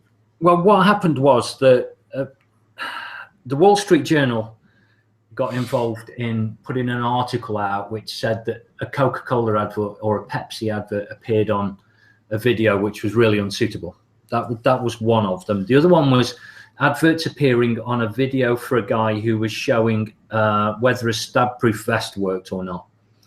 There was nothing wrong with that, because what you're doing is you're actually, there is some consumer value to it, which is if you buy this cheap stab-proof vest, I'm going to show you whether it works or not. That was what the test was. He actually went and got something and proved whether he could take it or not.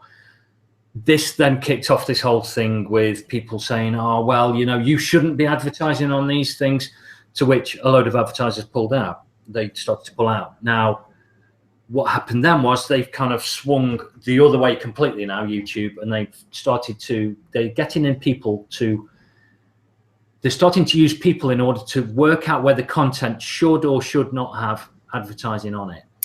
Now, they're using different criteria, such as, has it got certain words? Do they use swear words, language, violence, or another category called other? We fucked. Which I always say fucking cunt and shit and stuff. Oh, fuck. Yeah. There goes our monetization.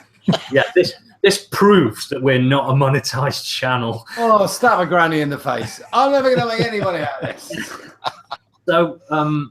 So that's one thing. Now, the other problem is that YouTube are not giving anybody, I mean, everybody that's got a channel, it doesn't matter how big it is, there are channels that are 4 or 5 million subscribers that are underneath big studios. Even the studios can't get information out of YouTube as to what is or what isn't acceptable.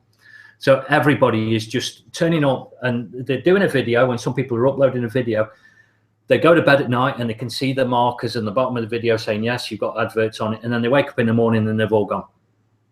That's what is happening. There's nothing, no information coming from YouTube at all to tell you whether it's happening or not. So people are going to Patreon because obviously they've got good money tied up in doing these. They've generated livelihoods. It doesn't matter what the show's about. That makes no whatsoever, been expecting income, and suddenly it's cut off at its knees, and they've changed it completely. Is completely out of order, really. So, and the worst part is because YouTube changes things so quickly. It'd be like somebody like going into work and your boss turning around to you and saying, "You did a great job yesterday, but today what we're going to do is we're going to pay you less today, but I'm not going to tell you why. But hopefully by the end of the day you'll have worked out what it is, and then we can pay you what you were getting before. Good luck. And by the way, when you find out, we're going to change it again." It's quite hard. It is quite hard to grasp, because somebody said to me today, "Oh, well, they've got X amount of million views. They'll be all right. If you take it as a percentage cut." And I said, "No, you live within your means. Everybody does." When I often think, when somebody who I don't listen in any, I'm not judging anybody's lifestyle, whatever, but if, say, you earn £11,000 a year, when you imagine earning £100,000 a year, you imagine your lifestyle being the same. Mm-hmm. So instead of 6 chicken nuggets tonight, you're going to have a bucket full. It don't work like that. You're going to have a mortgage and a fucking and a speedboat you've got to get polished. They don't polish themselves. So you don't end up. What actually matters is disposable income and things like that. It makes no odds. So if you cut someone's legs off, 30% pay cut is. I mean, this is huge numbers. This is huge amounts. Yeah.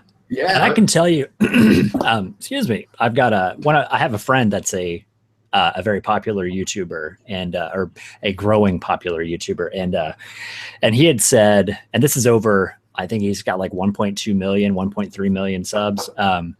And he said over the, like the course of this happening, and he's a gamer, not a vapor. So, much different, as far as revenue streams. But, he said his revenue was down like 60% over the course of like 3 weeks, to the point where he's beginning to panic, because you don't really have a regular paycheck if you're just getting money from YouTube.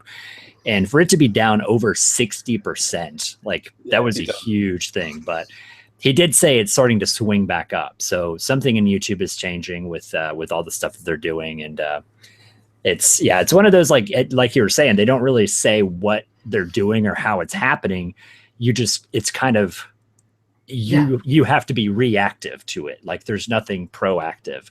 It just happens. And then, and a lot of vapors, I know, like Grim, his videos are getting flagged as being non-monetized with no real explanation. And of course you can contest that too. You can say why, like what's the reasoning? Is it's not, there's no music on it. There's no copyright content, things like that. Like you can contest it.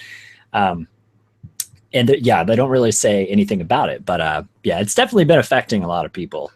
Yeah, I think it's, but there are other ways. And I guess Patreon is one. But I'm kind of of the mind that I think that's a different route altogether. I think that changes the way that you work entirely, because I think with Patreon, if you use that, you are now in an actual job, because you are actually serving customers now. Yeah. And if you miss doing a vlog, or you miss doing a review, or you do something, or you don't keep up with an exact schedule of what's going on, yet you're still getting the money, I think you're kind of, contractually, it's very different now in the way you do it. So there's got to, things will sort themselves out, but it's very, very difficult for people, and it might not sort itself out. That's the problem. We don't know what's going on, because the money's gone. Billions of dollars of Google's money is gone. Let's shift along from Patreon and go to what we got to do then. The last one on the thing is the Loch Ness. Oh, you went a bit there, Craig. Do it again. The Loch Ness giveaway. Hey. Right, Flitzy. I'm gonna give it to Flitz. We're giving away Loch Ness, a body of water. Fuck it. Why not? Yes. We're gonna give it away. So we're a big fucking animal in it that no one's ever seen. We're giving away one of these. We are giving away an Envy Loch Ness, which this one's an early one. This one is just really early.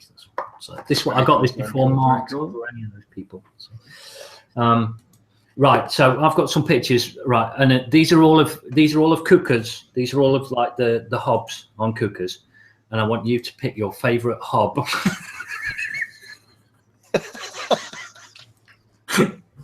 Right, let me. I'll start sharing.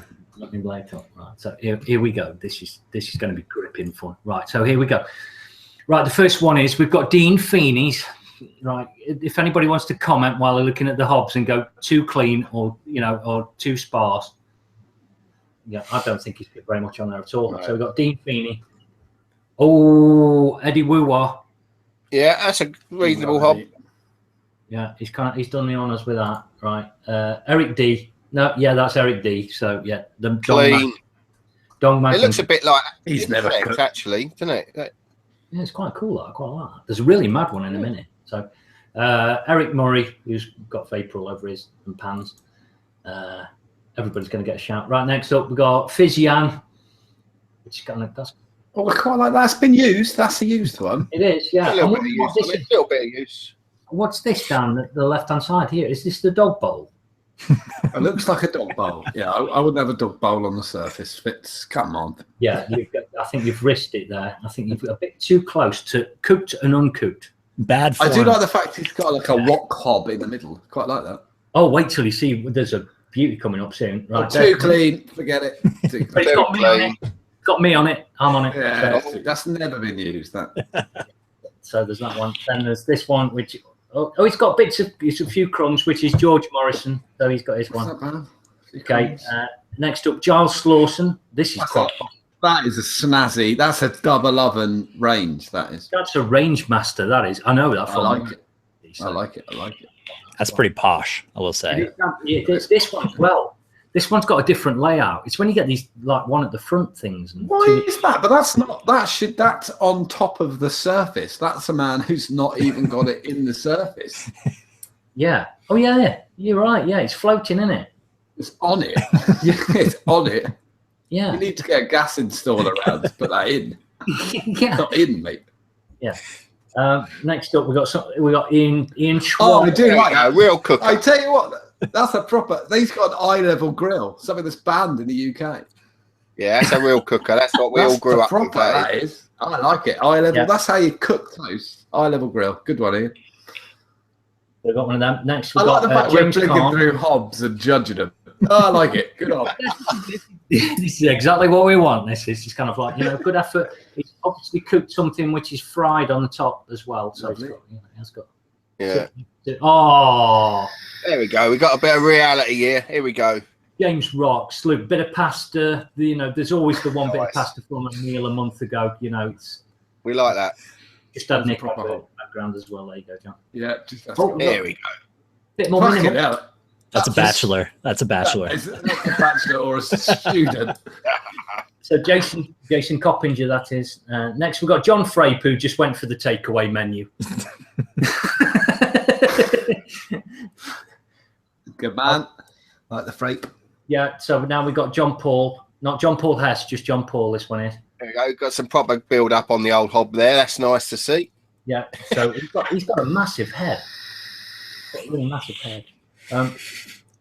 Next up, Kevin Bruff, which is that's quite a nice work surface. So I quite like that. So he's got an old phone as well. Past it, yeah, gets there. Kirk Wells, another one of those. He's got a can of wife beater. No win there. Yeah.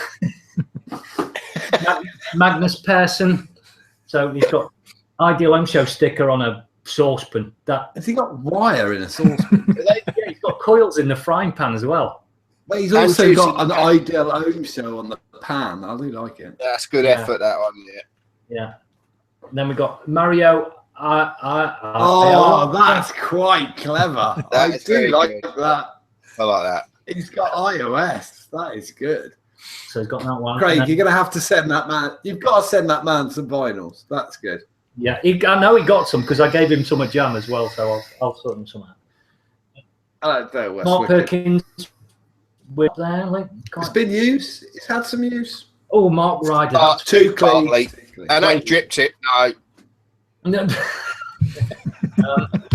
Michael Briggs. Brits. We've got This is hob factor. This is not what people pay for. Hob factor.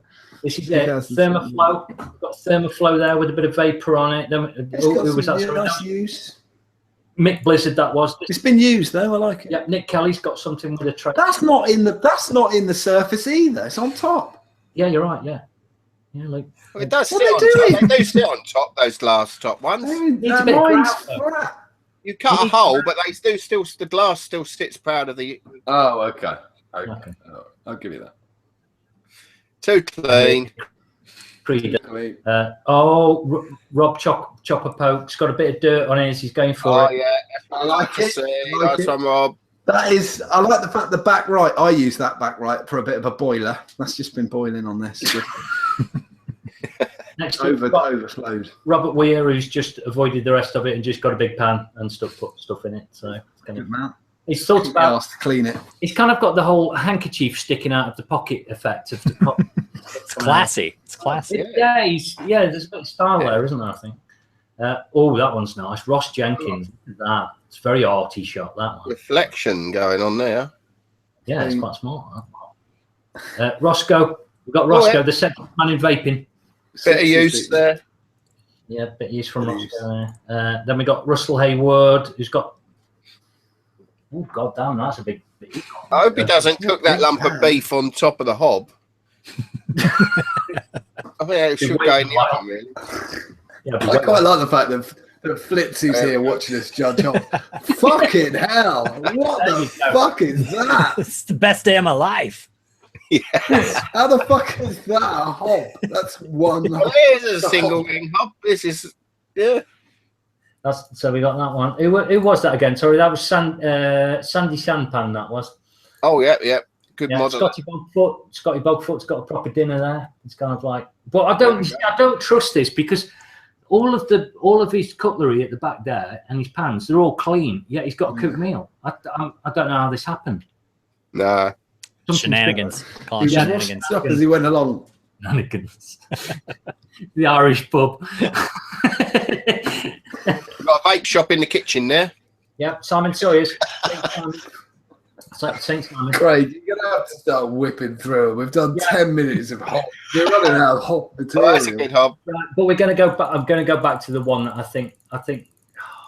Yes, I will sort Mario out, but I think I missed one earlier on, right? Which is very quickly, right? Well, we'll go through them all very quickly. There you go. And That's mine. That's mine. That's my hob. Yeah, that's yours. Yeah, that's your hob. Yeah, so you got yours. And then we got, this is the one I think that's got to do it. Oh, there we go. Brilliant. That's a proper student stain, that is, isn't it? That is a proper fucked up hob. That's someone who's got better things to do than clean their hob. Yeah. I like the evidence on the left-hand side of that front right plate that he tried to bother to get that off and then went, fuck it, I'm just going to burn it. I'll throw it in a bin and get another one when I leave. Yeah. So I'm going to guide Flitzy and say, I think Flitzy understands this as well. You know, this is.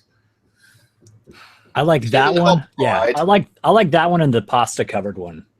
And the pasta covered one. Oh, damn it! No, you got to say stop when you see it. Oh my god! Damn it! You know the one that had shit all over the everything. Yeah, that one. Yeah. Right. Okay. So James Rocks and Colin Durant. I'll send it to. No, you've got to pick one of the two. This one or the other one. Oh man. I think I'm gonna go with the last one, the one with the half scraped off burn mark. Right, Colin Durant. Right, Colin Durant. I will try and sort James Rock something out, but Colin Durant, I will send me a PM and you can have this. Have we done Rick's news? Because I just sitting here thinking. No, we haven't done Rick's news. We're 1 hour and 51 minutes in, and we still not got to Rick's news. Well, I haven't really got. It's not really big news, but I think you were going to talk about it. But the man that suffers horrific acid burns all over his body. All over his body. What was he doing? All over his body. After e-cig blew up like a grenade before blasting hole in the wall. Oh God! All right, yeah. this is in the UK as well. So yeah, it's in the Mirror. Good publication. Really not. Some of the quotes I took out of it. He took it out and it started to spark, so he threw it on the settee. Seconds before it exploded across the room. He had not realised at the time, but he had already leaked toxic acid while inside his pocket. Posset. It even burned a hole through the couch and blasted a hole in the wall, he said. Ian Cuthbertson said he was forced to shield his 8-month-old pregnant partner. No, his eight months pregnant partner.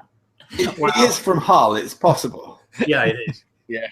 But no, he was forced to shield his 8 months pregnant partner from the blast after the device pinged against the wall and hit him in the leg. So, yeah. Yeah, it looks like he's been burned all over with toxic acid there. It's a good tattoo. Good tattoo work there. Solid design.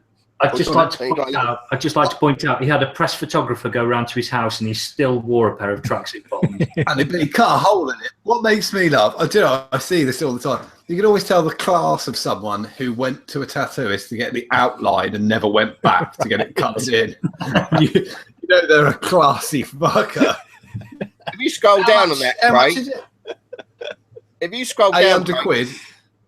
There we go. Look, it doesn't show the outline I don't know what that is actually. I mean, that's an atomizer, is it? I don't know. Right, the atomizer is a Kanga Pangu, which has a spring-loaded pin in the actual atomizer. Right, and it's a hybrid. Yeah, hybrid mod. And right. But no, it's got the hole in the wall. If you go further down, I was going to say, is the mod in the wall still? There you go. Look, he's got a picture of this bit of wood up there that's broke. He's punched that, hasn't he? He's got the yeah, he's got a shit face one night. He's got his can of Stella. There's no way. How come there's no way that would happen? I reckon his wife was sat there going, "Do you want to get that koi carp finished on your leg?" And he went, "Fuck off! I'll get it done." No money. Hang on. And he punched a hole in the wall. Rage with a bruise. But no, it's bollocks, isn't it? Come on. Look, he got a plaster for it though, so he's all right.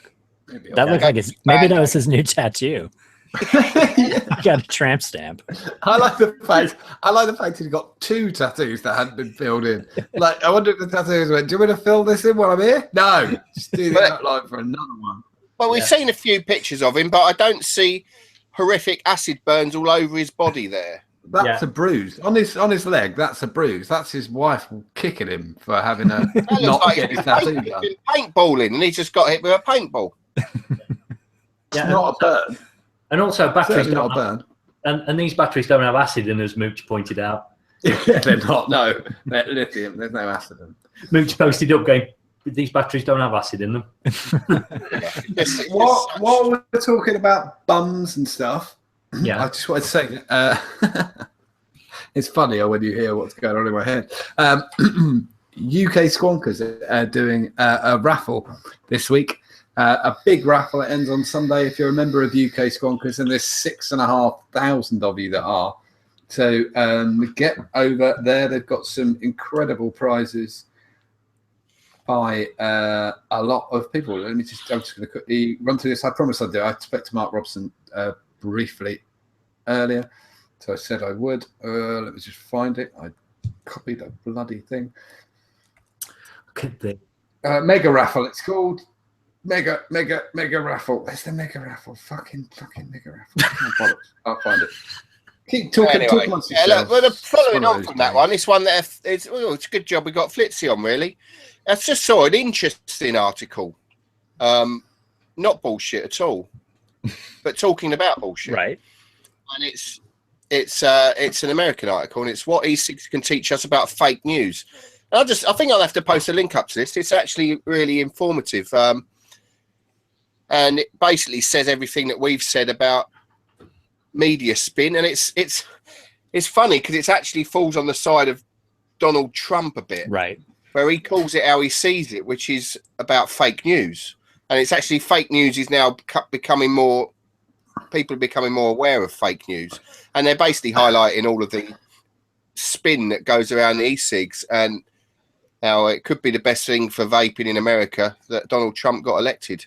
It started off badly though with this picture of a hipster. But no, it is a really interesting read. And what's your take on it, Flitz? I haven't read that article, but I mean, it's very true. Like I've said, like, I didn't vote, so I'm not supporting or defending anyone at all. I exercised my right not to vote as an American. And, but I think what you said is actually very true, because he doesn't really seem to Trump, by the way, he doesn't seem to really play, too much as far as being vague or being ambiguous about things. He's usually very cut and dry, and and he's calling these people out, saying this article is not true. Like, this is factually, it's biased, it's spun. The sad thing is, though, that it's done everybody no favors, because he's managed to say things as spin which are absolutely true. It's very famously, the crowd at his own inauguration, which he called spin, which he got away with because of the spin in the newspapers. He called it fake when it was true. He didn't. I mean, quite plainly to everybody, he didn't get the crowd that Obama. He gives a shit that he didn't get the crowd that Obama did. He used fake news to his advantage in the run-up to the election. With things like Pizzagate and all that bollocks, he used it the other way. So it's kind of what's good for the goose is good for the gander. You can't have it both ways. Yeah, no, and that makes sense. I mean, that makes perfect sense. It's interesting, I guess, because if I had never been a vapor, I never would have paid attention to things like that. Like, I never looked at news articles wondering how true that actually was. And once I started vaping, and once you start seeing all these articles come out, you're like, that's totally wrong. Like, how can they get away with saying stuff that's just incredibly so untrue? And before that, I never paid attention to that stuff. And so it's very interesting that a lot of that is coming to light. And it does seem that more people are kind of taking it upon themselves to actually research things a little bit more. But it's also very true what you said, that it's kind of, sometimes it's confirmation bias, that if it doesn't work for you, then it's like, oh, well, that's fake news. That's totally wrong. And also, just to kind of, there's something really weird which you have in the US, which is a really strange fact.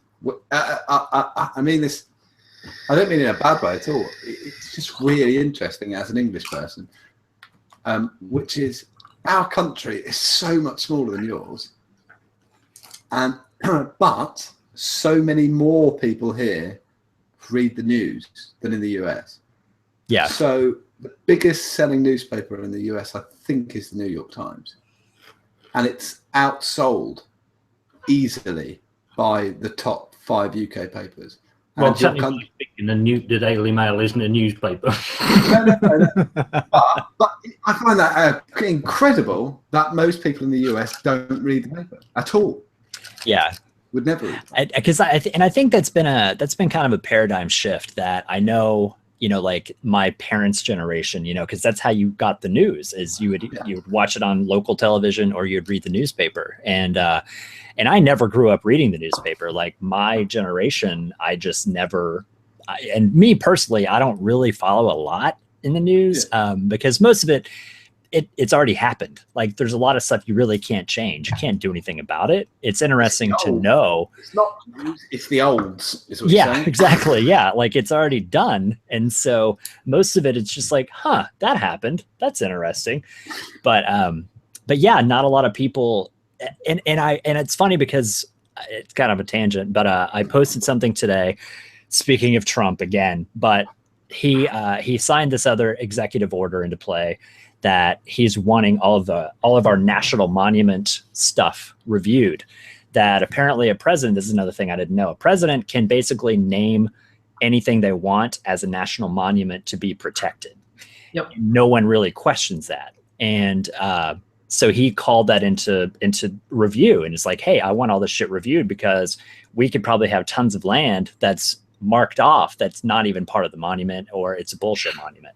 And so a lot of people at first were kind of like, oh, that's shitty, what are blah blah blah. And so as I do, I posted it today hoping to get a big response and get people pissed off and arguing about it, and one person commented on it, and that was it. So it's like people only want news that they can be pissed off about now. Like, people don't seem to care about news that's actually important or informational. They only want news that they can argue and contest and have an opinion about. You live what would be deemed as your state is quite agricultural. Yes, very rural, very backwoods redneck. Yeah. Well, because I kind of live in sort of redneck the UK, really, I suppose, Suffolk, and I find it really funny when city folk get angry about things that happen in the country. It's got nothing to do with them. So we have something in the UK called brownfield. So if a field that's agriculturally protected and can't be turned into a building plot, and when they talk about building on brownfields, people get really angry, and they live in a concrete shithole. It's got nothing to do with them at all. And as soon as you say, where do you want them to build, they don't have an answer. They all say the same thing, which is, well, I don't know, but not there. Yeah. And you think, what? It's got nothing to do with it. That farmer is chuffed to bits. Because I tell you what, beets doesn't make anyone any fucking money. But if he can build 70 houses, he's going to be chuffed as fuck, because he won't have to fucking haul his arse out every November and fucking dig it. He won't give a shit. He'll be well happy. It's fucking gone. I'm going to ask the question, was it Chuff or was it Bigglesworth that responded to your post? You know, it wasn't either one of them. It was very surprising. Because Chuff and Bigglesworth, they're usually the main suspects when I post stuff like that. And but yeah, it was just another guy, because I was like, oh, Trump hates antiquities now, and this guy's like, no, not really. And I was like, oh, all right. I mean, because I read the order. It's very short, and it's just like, we're just going to reassess this because, and I looked it up too. It's funny because Obama apparently nominated 33 things as national monuments during his tenure, and or his administration. And I don't know if that's excessive. It sounds excessive to say 33 different things are now national monuments and nationally protected. And but I guess they've said that they're doing it. A lot of people do it for political gain, to, you know, like if a group is like, oh, we want to protect this, they'll be like, oh, done. And then that group loves them. And so he's like, I feel like there's probably a lot of shit that doesn't need to be a national monument. You know, like Rushmore obviously should be a monument, but like, does the tree that somebody happened to walk by and touch one day, like, does that need to be a monument? Like, probably not.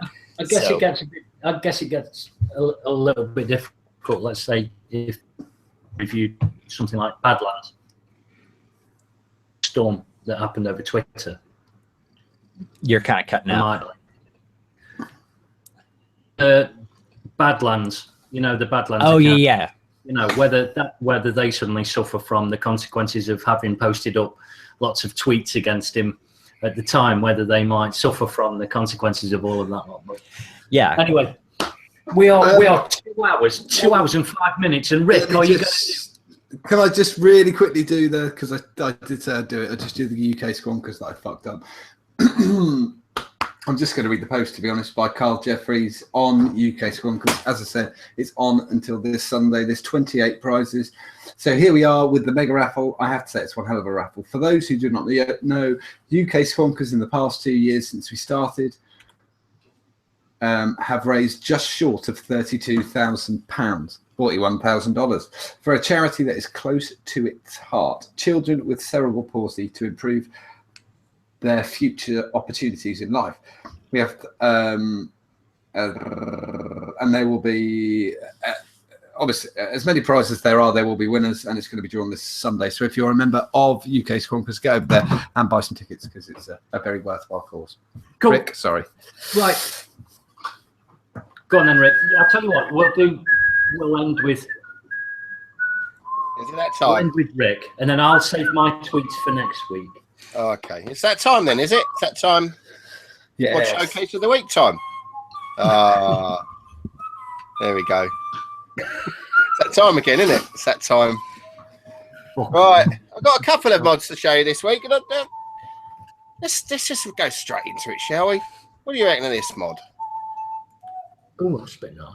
It's a squonker that's got a bit of beans to it. It's I like that. It's by a guy. I'm going to try and pronounce his name, Lodro Radovich, and he posted this up on the group. And I thought, you know, he's got. I'm seeing an increase in squonkers that have got some power to them now. I think this is, you know, we're going to see more of this in the coming months. Is it a dual 18650? Yeah, oh, right. PWM. It's got PWM board in there, and it's got some beans. And it's 3D printed. It's not made of wood or anything. It's very. I mean, I think we'll all admit that's. It's very Chris inspired. Yeah, it's got looking. It's just, oh, I like that. Oh, the bottle comes off with it. I like that. That's clever. Yeah, it's just got. It's a big beastie. It's got the power there, and I think we're going to see a lot more squonkers that have got more power to them. Yeah. Coming there this way. So yeah, that's Lovro Radovich. All right, next up, got another guy. He's made a couple of beautiful mods. Michael Bean. There he is. So look at this. I think you're going to like this, Craig. I've got to do it. So I'm going to just try to cue up my voice till I got really close, then Rick made me laugh. Bean. What are you doing? Sorry. It's a very nice mod.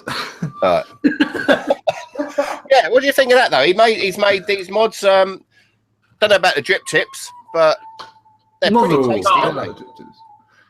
No, they're really nice, actually. Aren't they? The drip tips need chucking in the bin, but I like the mods. They're wicked. They're kind of very scaly. I assume that's like a small gauge chicken wire or something sunk in the resin. I thought these looked really quite high end. Paper, yeah. Sorry, Craig. Yeah. Looked pretty high end and well made. I thought so. Right then. Definitely worth a show. I thought. So yeah, that's Michael Bean. Good work, mate. That's it. That's it for this week. That's all. And Flitzy, I've got to say. And that's a mod in a tree, Craig. That's a mod in a tree. Oh, mods in trees. And there's a wasp. There's a bee by it on the leaf. Oh, there. It might be real. I'd be amazed if that bee can fly. But no, I thought they were tasty, so definitely worth a show. So yeah, good work. And that was from a little Facebook group called Mod Showcases on www.facebook.com. Nice little website. It's quite good. So I think we're now at a point where we're trying to just make viewers watch as long as possible without 2 hours 9 minutes. Shall I turn this up a bit? Yeah, just turn it up really loud, the whistling, so they hear it upstairs.